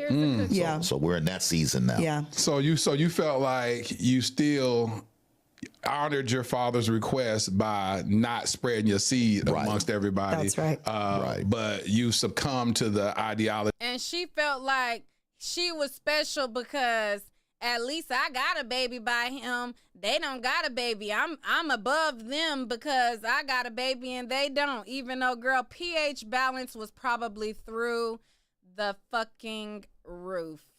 That, hey, men just can't be faithful. That part. It's interesting. I was out shooting craps one night at this place, and illegal place. And so while I'm shooting dice, this young lady was with me. It wasn't her. No. And one of the gentlemen, he said, hey, man, is your dad Alonzo still? I said, yeah. He said, I remember when he would come in this same room and he would have different females with him. And to me, that was a flex. I'm like, that's what's up. And then this older gentleman, he said, is your grandfather Lil Burns still? I said, it is. He said, I remember when he used to come in this same room and he used to have different women with him. When he made that comment, Look how she co-signing it like she's so proud. Like she's so proud. Like, yeah, y'all was some players. She's so proud of her dirty dick community dick man. It's crazy. It wasn't cute. Now, when the gentleman who knew my dad, that was cute. But when the second gentleman said it about my grandfather, I was like, wait a minute. At the time, my son, who's 33, he was 3 at the time. And I'm thinking, wait a minute, this is going to go from Lilburn to Alonzo to Reggie and then Isaiah. Right. And so when I left that night with the young lady, normally I would go upstairs and, you know, do what you do. And I dropped her off and kept moving. I drove home scared that night because Really? I was like, wait a minute, because I grew up in church. I was saved, but I wasn't delivered. So how old were you during that time? 21, 22 years old. So that was at the beginning of your 23, marriage? exactly, 23. So a 'Cause our couple son years was in your 3. marriage. Yep. And Whoop-de-fucking-do. Let me scoot over in this. Because the plan was always, if something ever happened, we got to get an abortion. We always knew that. You know, we don't want anything to interrupt our future, our life, and so on and so forth. But when she got home a week or 2 later, we only lived a half a mile from each other. Heart shift from that moment. I got in my word, under my word. I just completely changed as a person. And I realized that God loves me, that God has a purpose and plan for my life, that God chose me, that I'm fearfully and wonderfully made. Yeah. So he would call me out my name. It wouldn't bother me because I allowed God's voice to be louder than his. And when I was going through transition of him not coming home on the weekends, not being there, telling me, I hate you, I'll never love you, I wish I never married you. Right. I knew that life and death is in the power of the tongue through the word of God. So I would say, you will love me one day. We will have a good marriage. And he's sitting there talking about, yep, girl, he still don't love you. Still don't love you. And my whole thing is, a lot of women think that certain stuff is love because now he come home at night, and before he didn't come home at night, so now he love you. He still don't love you or respect you because he wouldn't even allow you to come out here and embarrass yourself like this. He would not allow you to come and embarrass yourself like this, sounding crazy like this, looking foolish like this. He still don't love you.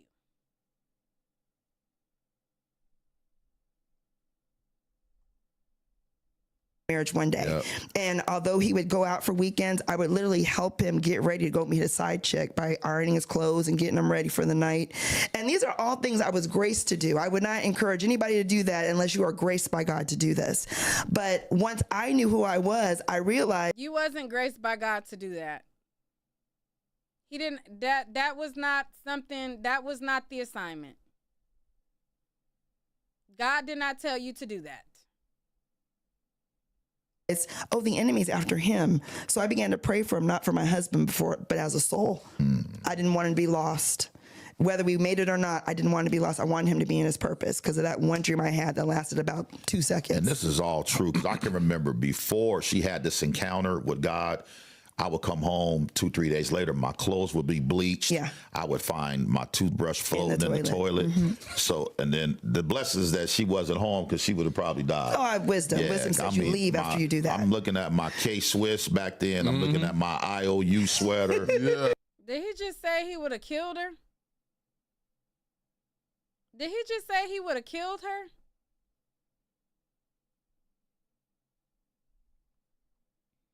My jeans. Yeah, I bleached it all. I couldn't, bleached. And so weeks later, now I'm coming home 2-3 days later, and she's like, what do you want for dinner? Yep. He's like, I don't know if I'm gonna eat that. You're gonna poison me. I said, she's gonna kill me. Right. Now I'm sleeping with one eye open. Yes. I'd You run know his what I'm saying? bathwater. This is why, and obviously there's good pastors out there, but this is supposed to be a pastor. And this is a prime example of how people use religion to manipulate fucking dummies. He used her so-called prophecy from God that told her someday the relationship is going to be where it is, so be a goddamn fool and a dummy. In the meantime, for years be his doormat. For years, be his footstool. For years, let him play in your fucking face. That's supposedly a message that she got from God. And him being this pastor manipulated and used that to continue to play in her face. And this is why I don't go to church. I don't. I'm not stepping foot in there. And yes, I'm not saying all pastors are bad. I'm not saying that all pastors are walking in this light, but it's people like him that make me just never want to step in a building. You can have a relationship with God without following these fools that use God's will and word to manipulate you. Basically, she manipulated herself in believing that she was supposed to be a foolish doormat, and he also used it as well to continue to do what he was doing and keep her in the same state. Too nice right now. Yeah. I'm like, wait a minute now. You know, I've been gone for 72 hours. Yes. Why are you treating me nice? Right. You want to, and then I'm looking to make sure she don't throw grease on me. Right. You know, all of that. But then I started waking up with crosses on my head. Because the mothers of the church said, pray for him with anointed oil. And I couldn't afford olive oil, so I just got the Crisco at home and blessed it. And I just put it on his head and his hands and his feet. He'd wake up all greasy. Yeah. Looking like 3-day-old chicken. Right. Greasy and hungover. He'd be like, what are you doing? And then she would tell me, you gonna preach? I'm like, no, I'm not. Proverbs 18:21, of course, says death and life is in the power of the tongue. And they that love it eat the fruit thereof. There you go. And she would speak those things. And he would not go to church. No. I would always be there. And then he would call me a holy roller. Then he'd get me mad, and then I'd end up cussing him out. He'd be like, where's Jesus now? You know. He's just been a devil in himself. Yes, he was. So Reggie, when you were hearing her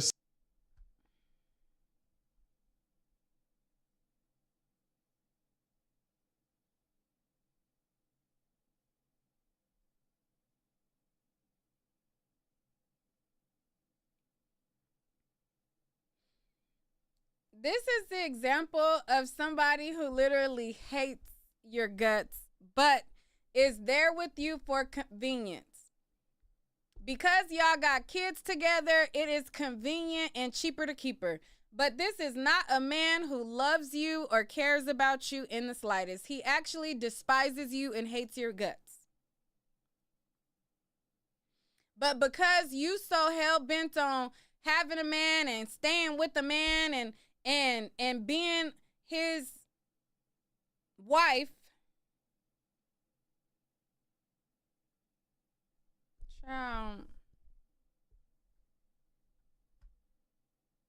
say this, and this is conflicting with your spirit, because of course she's battling against that the evil spirit that's inside you. She's warring against that. What in your subconscious, because there's always moments where in the Bible it says the prodigal son says, and he came to himself. So in those moments where that battle is taking place, what were you thinking internally, even though your mouth may be uttering, you crazy, you this, but the words that you weren't saying? Can you go back to that moment and tell me internally, what were you saying? What were you seeing her as? You know, I saw her as the enemy. You know, I was like, wait a minute, I'm gonna stay black and die, like she said, and chase women, smoke weed. That's where my mind was, because I've been overtaken. You know, I was having fun. Even the Bible says that sin is good for a season. So I was having a phenomenal time. The last thing I wanted to be was connected to her, connected to the church, because then that's work. So why did you stay? Why were you still coming home? Because I had 2 kids. Well, then by that time, told you, out of convenience. Out of convenience. He despises this woman, but because he has a child with her, he felt like it was cheaper to keep her under one roof. And what's the benefit of separating when he could treat her like a literal dog and still go home and have a peaceful night's sleep? He gets to treat her like a dog, disrespect her, sleep with whoever he wants to, and come home to a home-cooked meal? Why not stay with her? She's not going to go anywhere. She's not going to have him make no consequence. She's still going to fix him dinner and tuck him in at night and put oil on his. All I got to do is get some oil on my head, and I can fuck who I want, disrespect her how I want.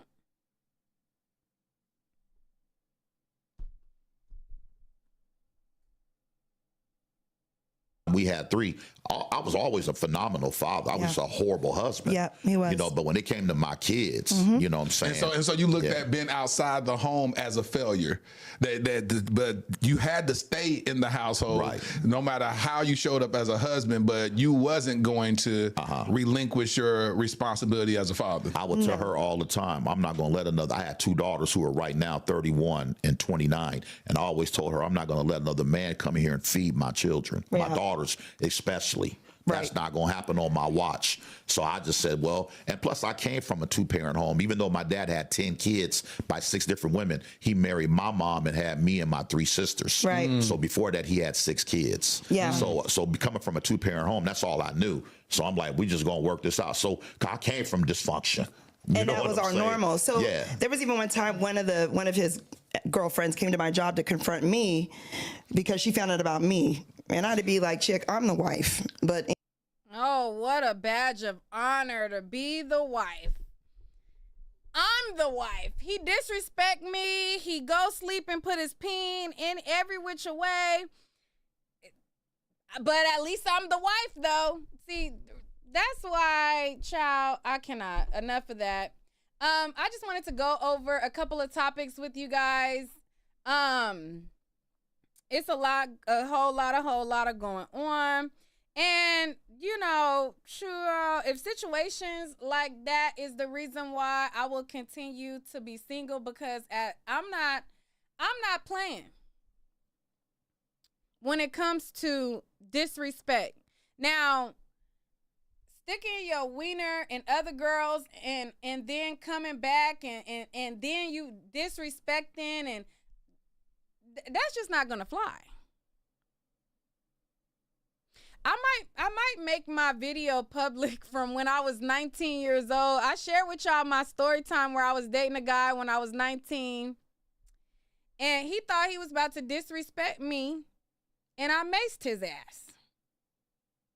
See, from a very young age, I didn't play that disrespect stuff. Like, I didn't play about guys calling me out of my name, disrespecting me. Like, I always have been big on that, and I've always been big on, nigga, fuck you. You know? Child, you're not about to play in my face and be in my face. Period. Now, I put you on ice, and I unfreeze you when I feel like I'm ready to unfreeze you. Now, I ain't saying that I ain't never, double back or nothing like that, but it's consequences around here. Period.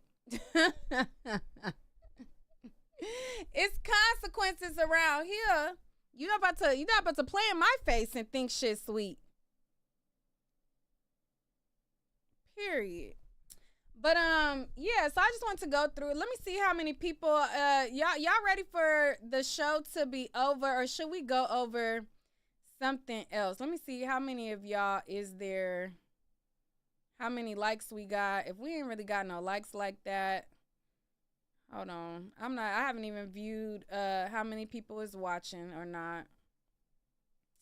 But enough of that podcast. If y'all want to go see the rest, it's called Dear Future Wife Podcast. Oh yeah, y'all still playing games with them likes. Y'all still playing games with the likes, and I'm not about to play with y'all. I was gonna hang out and keep going, but y'all playing with the likes. Y'all playing games with the likes, you know what I mean? I ain't even asked for no super chats or nothing like that. We just over here vibing. But at least we could, support for free with the like button. Like, the like button is not giving what needs to be gave.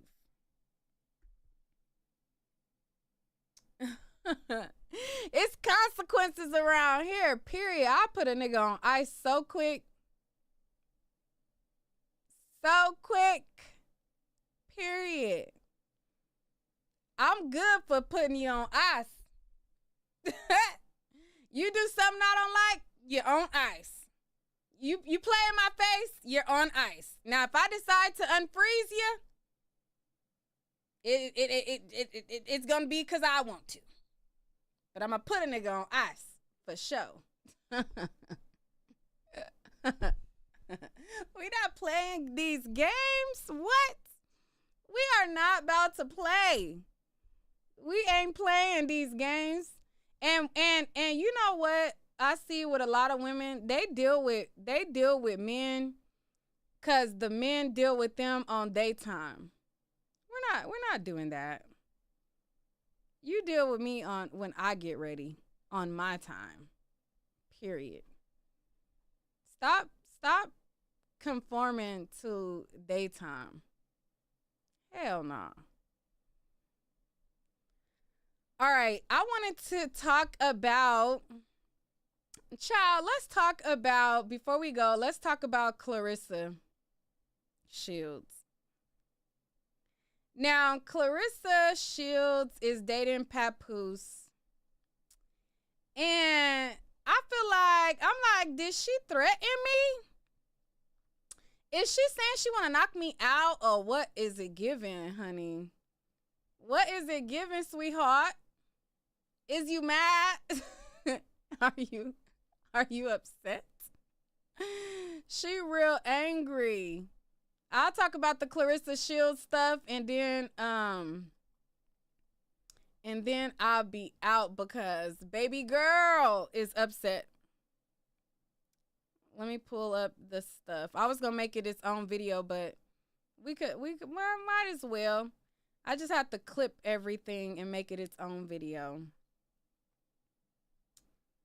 I just have to clip everything and make it its own video, but we might as well talk about it. We might as well talk about it. But yeah, I'm like, is she saying she want to knock me? Mama said knock you out.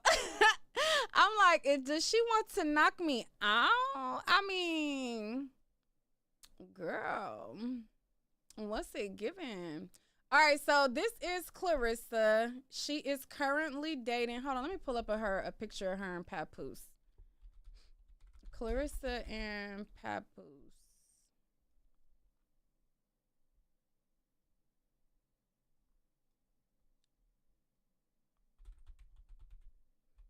Hold on, let me save these photos.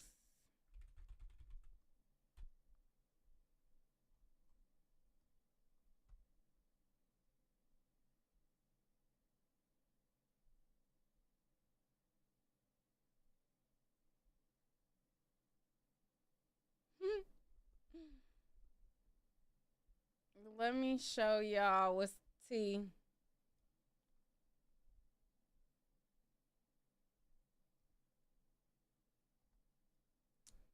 Let me show y'all what's tea. 1 second. I didn't save everything because I wasn't gonna talk about it today. I was gonna make it its own video, but might as well. Might as well get into it.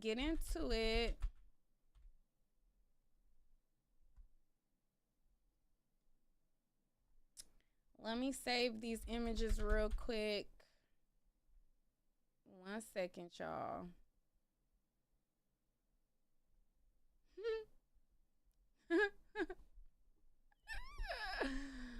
OMG, y'all, it's so funny.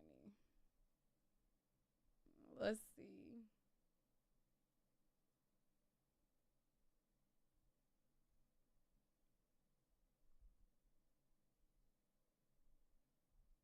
Ciao. All right, so let me pull up these photos.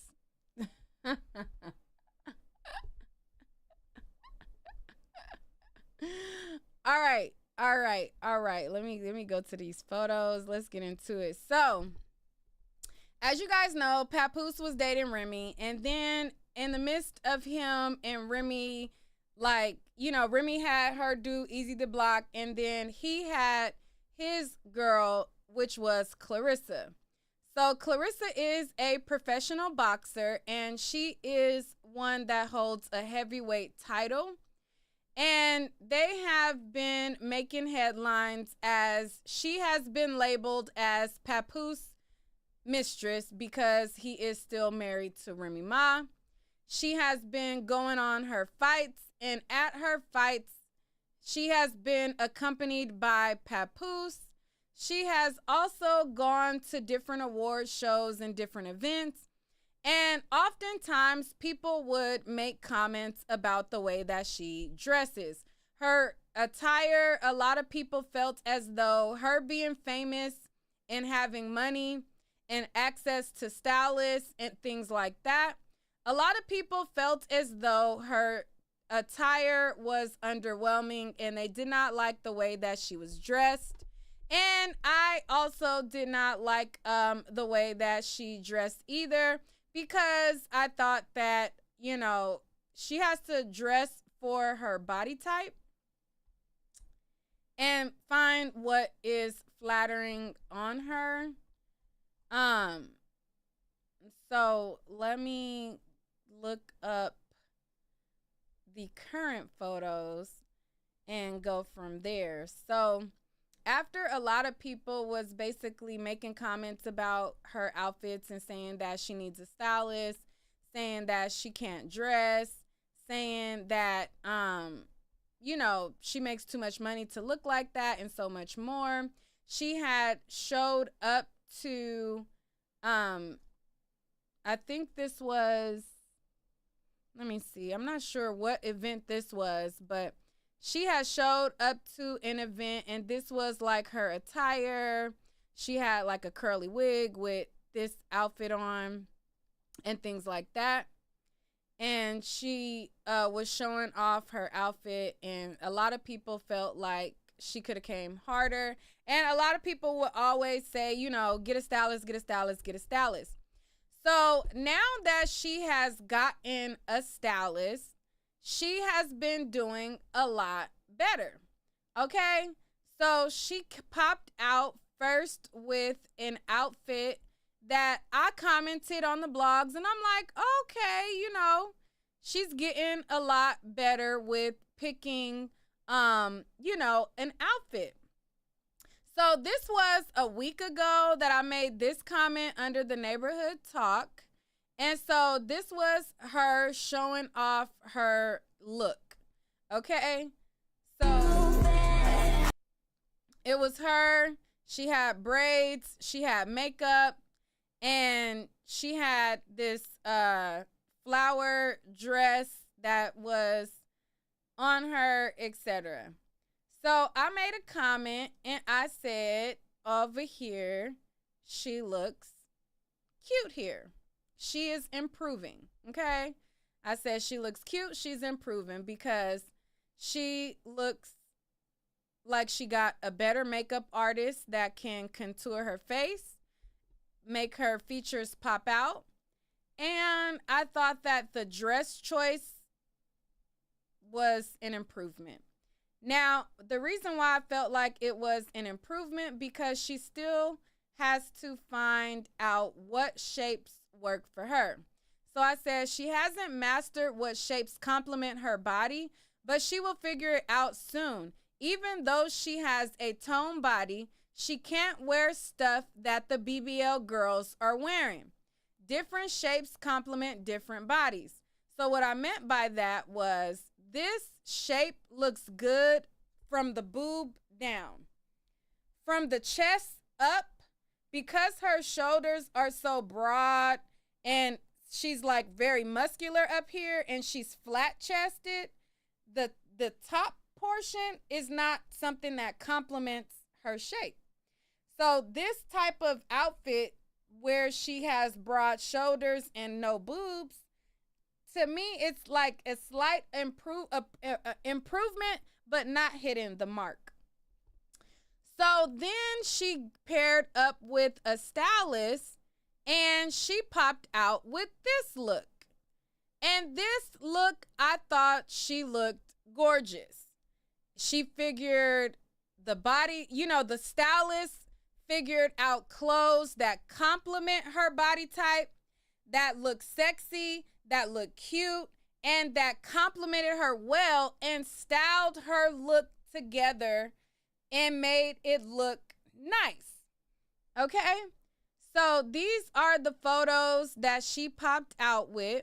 And she basically tagged her stylist, Tiffany Nicole Ray. And somebody in her comment section said the following.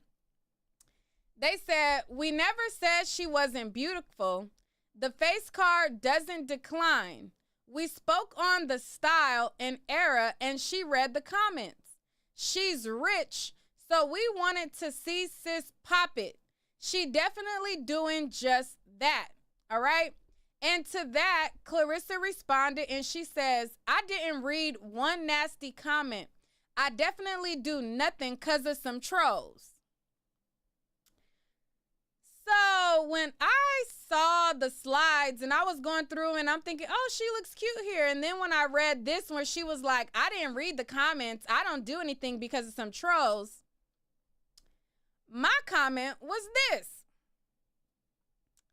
I said, "The last slide annoyed me. Clarissa, you look good, and it's because, yes, you read the comments and did better." Okay?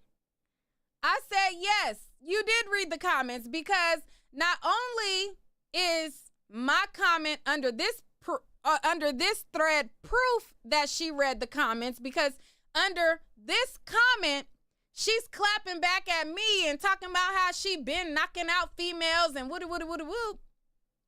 After she read my comment, is the same way that you've been reading comments and trying to do better. And you took the constructive criticism or whatever, got a stylist, and now your look is better. So to this, she commented to me and said, hold on, I have to pull up. I took a screen record of it. I have to pull it up in a separate tab because when I look at Instagram comments on my computer, it never pulls up every single comment. Like it starts repeating some comments and stuff like that. So let me pull up the comment that she wrote to me as a clapback.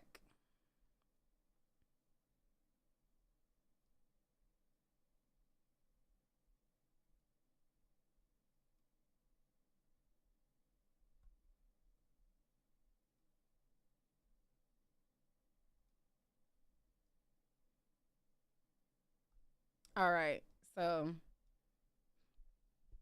this is me going through the thread, and then I'm gonna go through my comment and then her comment and her response to it.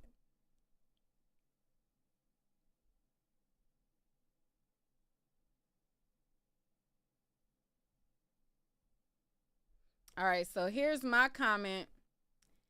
And so as you can see, Clarissa goes under my comment and she says, and I think that she thinks that this X is an S, but it's not. This is ho. But I think she meant to say, "You hoes don't faze me. Are you the F serious?"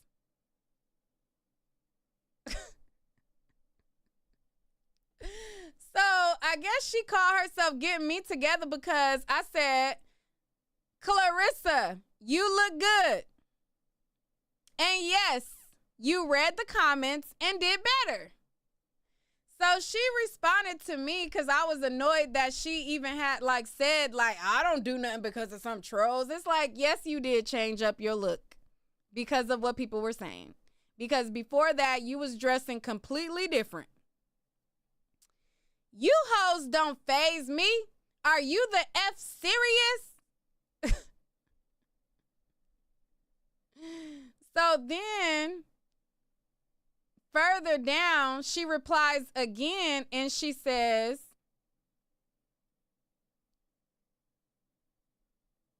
hold on, I was scrolling slow so that I could make sure to get everything, but I'm trying to. So then she comments again right here. And as you can see, she comments under the thread again. And she says, I've been knocking hoes out. Y'all think y'all real important.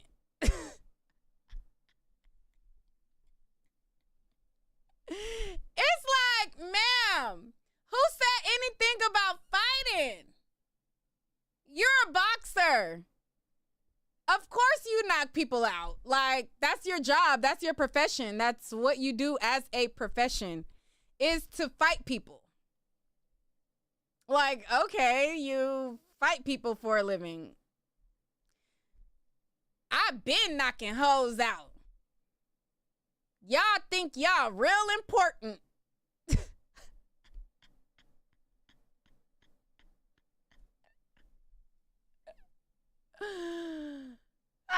So then I commented back to her, and it wasn't letting us at her. Like, the people who added her, it wasn't like her name wasn't, it wouldn't let us like at her name. So you know how when you can't like at people, you just have to write. So you see this person says, girl, we just talking about your style. Pipe down. We never said that you couldn't beat anyone up. However, we did say you can't dress. Another person says, just because you can knock a hoe out, never gave you could dress. All we saying is thank you for listening, because we tired of your country ass dressing. So then I replied to her and I said, prove my point that you be reading what folks say about you and in them comments.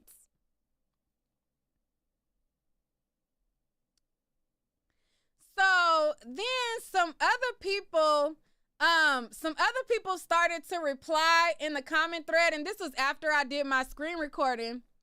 Some other people was like, do you know that she can knock you out? And I'm like,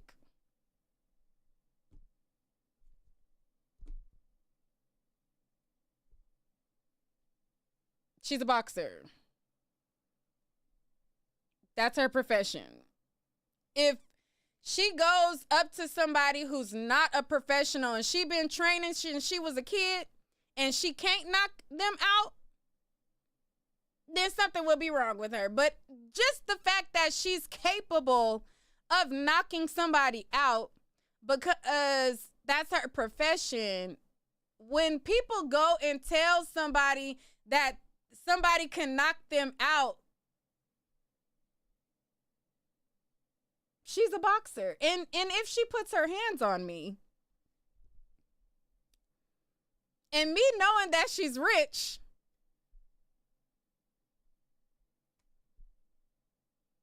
she gonna knock me out, and then what? I'm gonna buy a new car? A new house? Like what? Like, what are you saying? Like, she's gonna bless me with money? Because all I hear when people tell me like somebody rich is gonna do something to me, like, oh, this rich person is gonna slap you. It's like, all you telling me is that they're gonna bless me with a new car, a new house. Cause what are you saying, really? Like, what are we saying, really, though? Like, she gonna knock you out, okay? And I'm gonna get on the floor and I'm going to literally play dead. Like, what are we saying here? Like, what? What does that mean? Because I'm not threatening her. I'm not provoking her in a negative way. I said she looks good and she did better. I could see if I was disrespecting her. I didn't disrespect her. I could be annoyed. Me being annoyed does not give her the right to put her hands on me. So for me saying I'm annoyed that she acting like she didn't read the comments, oh, I'm about to be in a cast for a year. You telling me she could knock me out? Like, I'm not gonna wear a neck brace everywhere I go? I'm gonna be at the club for a year straight. I'm gonna be out in public so much. I'm gonna have a neck brace on. I'm gonna have an arm cast on. I'm gonna be wearing a boot and all of that. Like, what do y'all be saying when y'all be saying stuff like this? Like,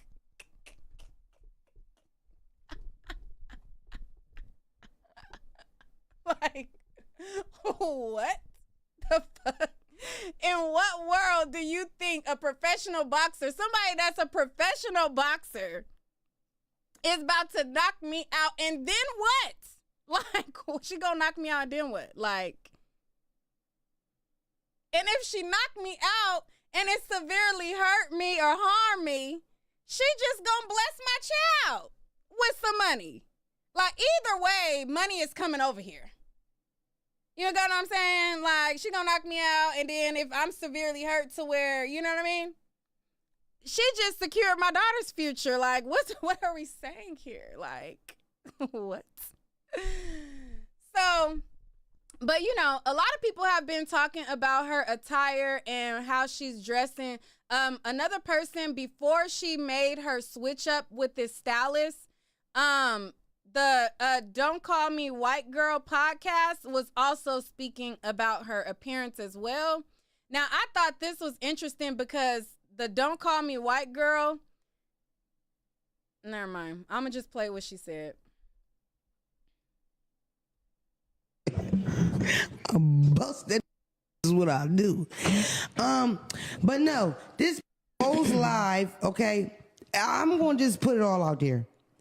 This goes live. It says that the people that hate on her the most are light-skinned girls. It's always light-skinned girls. Light-skinned girls wake up thinking they cute because they light-skinned. They not even cute. Agreed. And they always hating on her. This is the truth. This is the truth. This is the end, the beginning, the forward, the end. Clarissa Shields, you look a mess. I don't give a what you wear, where you go. You just went to an NBA game dressed like you was going to a quinceañera. Put that back on. You hear that? That's what I think you hear when you get in the dress.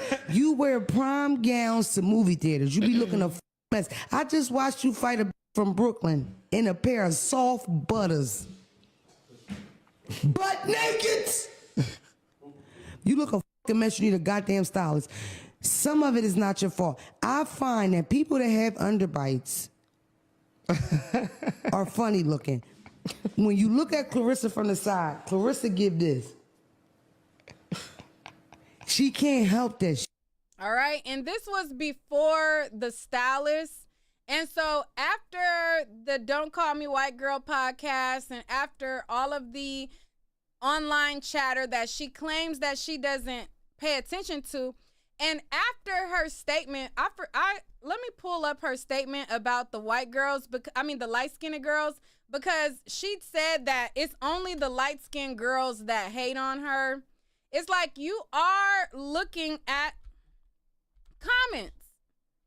So, hold on, let me see. Clarissa Shields, light-skinned girl.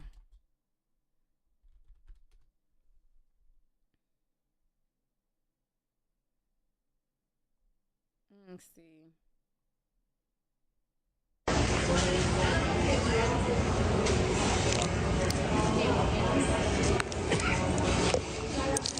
Actually, I gotta get back on eating my greens and stuff, man. Y'all been calling me fat, saying I'm pregnant and everything. But y'all just been eating, man, and traveling.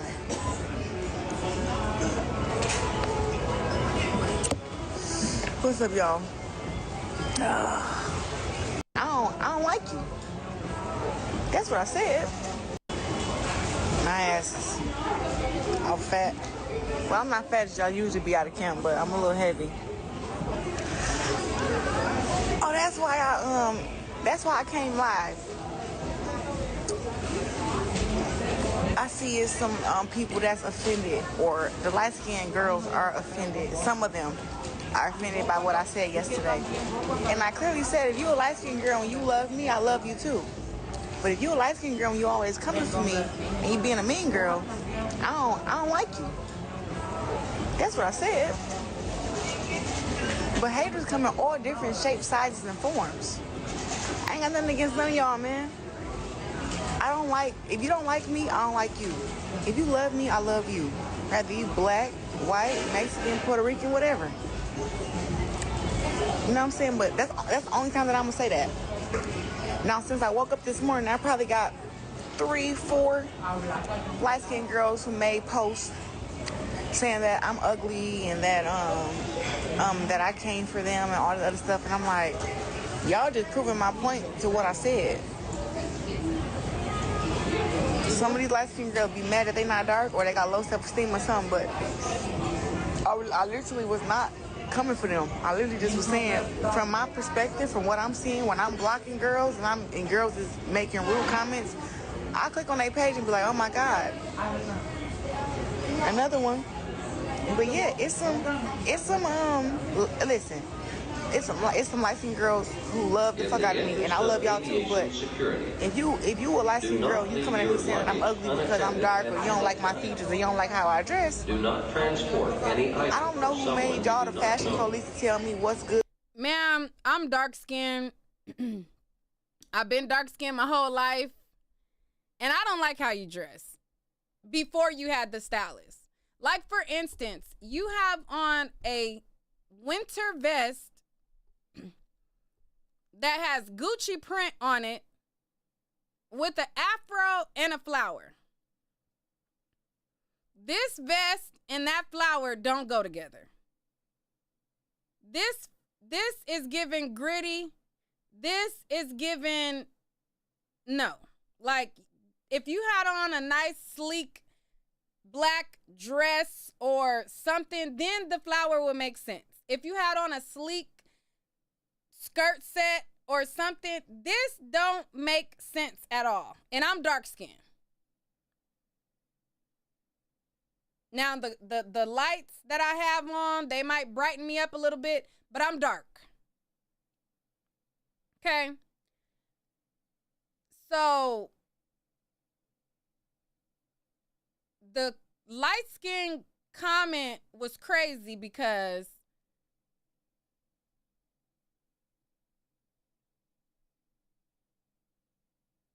this looks crazy.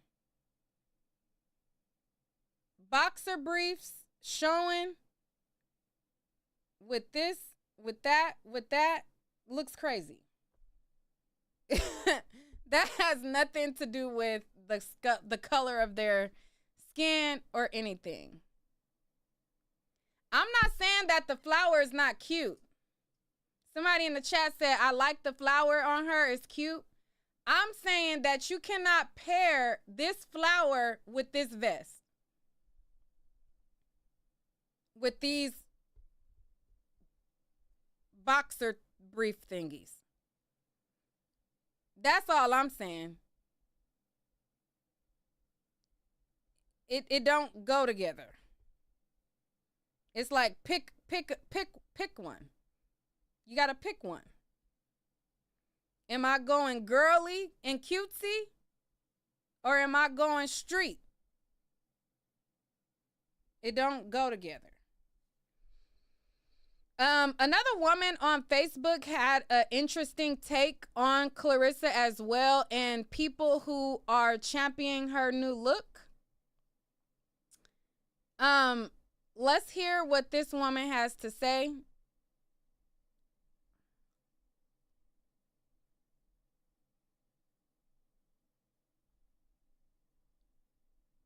So this woman by the name of Shonda, she said, she had a message.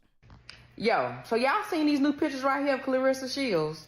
I just want to talk about this right quick because, boy, y'all was just calling her, saying she need a makeover, calling her ugly, saying she look basic, saying blah, blah, blah, this. But as soon as she throw on a fake blonde wig, filtered up, photoshopped up with a whole bunch of this, barely look like her regular self, y'all pregnant. Yes, about time. Man, it's like, it just proves that y'all just so obsessed with fake. The faker it is, the better it is. The realer it is, the uglier it is, basically. Basically, that's what y'all saying. Because why can y'all praise her when she looked the other way?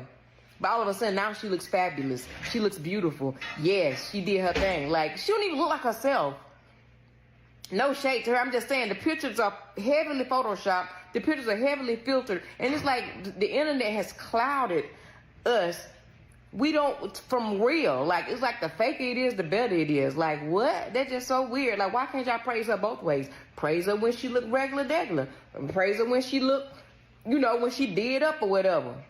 And it's like the more natural and closer you look to being regular, that especially chocolate women, the uglier you, the most stuff they want us to do so we could be accepted in life. Because I promise you I can relate to that. Because when I put braids in my head and I'm glammed up, I get so many compliments. But when I walk around like this, which is 99% of the time is how I look and it's how I'm going to look, I get talked about. People call me, say I look dusty, say I need to do something with my hair, I need to put some lashes on, I need to put makeup on, all that stuff. And it's like, social, this is real skin. I know y'all don't hardly see real skin on social media, but this is real skin right here.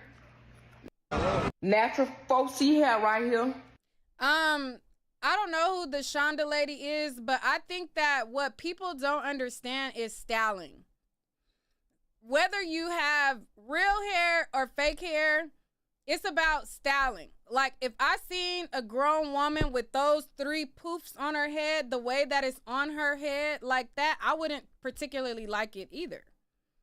But I could see her, the same woman, with her hair in a fro, or it'll still be a natural style, but styled differently. And I would think, oh, that's gorgeous. That's nice. You know what I mean? So it's all about styling too. A lot of people would think that, oh, because they don't like me because I'm natural. But it's like, how are you natural though? How are you showing up natural as well? You know? Because you could be natural and still look crazy, and you could be glammed up with a wig and look crazy too. You get what I'm saying? Like, it's about how you are putting it together, how you styling your 4C hair. You know, you could be having just all in one afro. I would like better than those 3 or 4 poofs or whatever, however it is. Or if you know what I mean, like, just style it a little bit differently. Everything. But why y'all do that to Clarissa? Why y'all talk smack and bully the girl when she look close to the regular, but when she's super glammed up, y'all talk smack about her? I don't get it. If you gonna praise somebody, praise them both ways. They just show what type of mind y'all got, how brainwashed y'all are. But I understand her overall message though. I understand that there are people who they think because Clarissa has money and she's rich, she should look like the BBL girl aesthetic.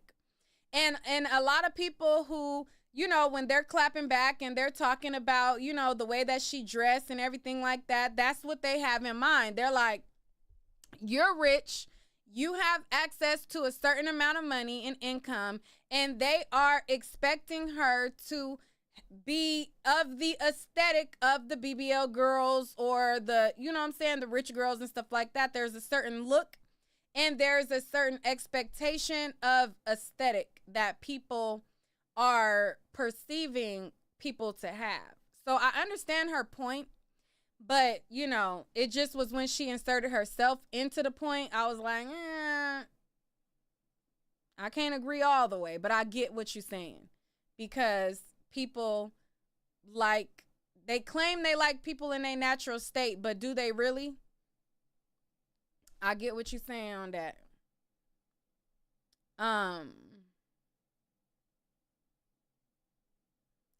Taylor Hayes says, I personally never expect that she is an athlete first. I just want her to dress up to her greatness. I'm a modern day black woman and I look good naturally and glammed up, never like a drag. I rebuke that. She is an athlete. Look at Amara La Negra. She wears nothing but afros. She's beautiful and she's a dark-skinned woman. If she's just like Clarissa, we would be saying the same thing. Right.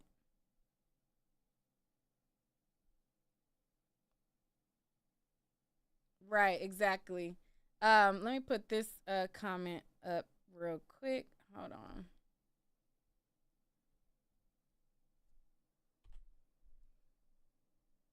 This is from Charlie.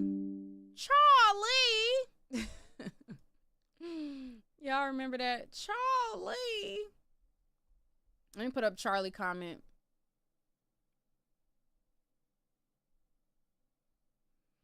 Charlie said, there are girls out there with braids, locks, and afros who we think are beautiful. She just cannot dress. And I mean, when you have that much money, just get a stylist. Okay. That's what Charlie said. And then y'all in the comments talking about Amara ain't black. Ooh. Child, y'all going in other territory now. But yeah, so those are some of the topics that I wanted to talk about. Let's see what the likes are giving. Let's see. Are y'all still here with me? Should we talk about some more or should we be done for today? It's 10:55 p.m. Let's see if the likes is like. The likes is still a little bit similar to what they were before. So on that note, I'm going to end the video. I appreciate y'all so much. I got some other topics that I'm going to try to tackle and get done. And to y'all, and I'll see you guys on the next video.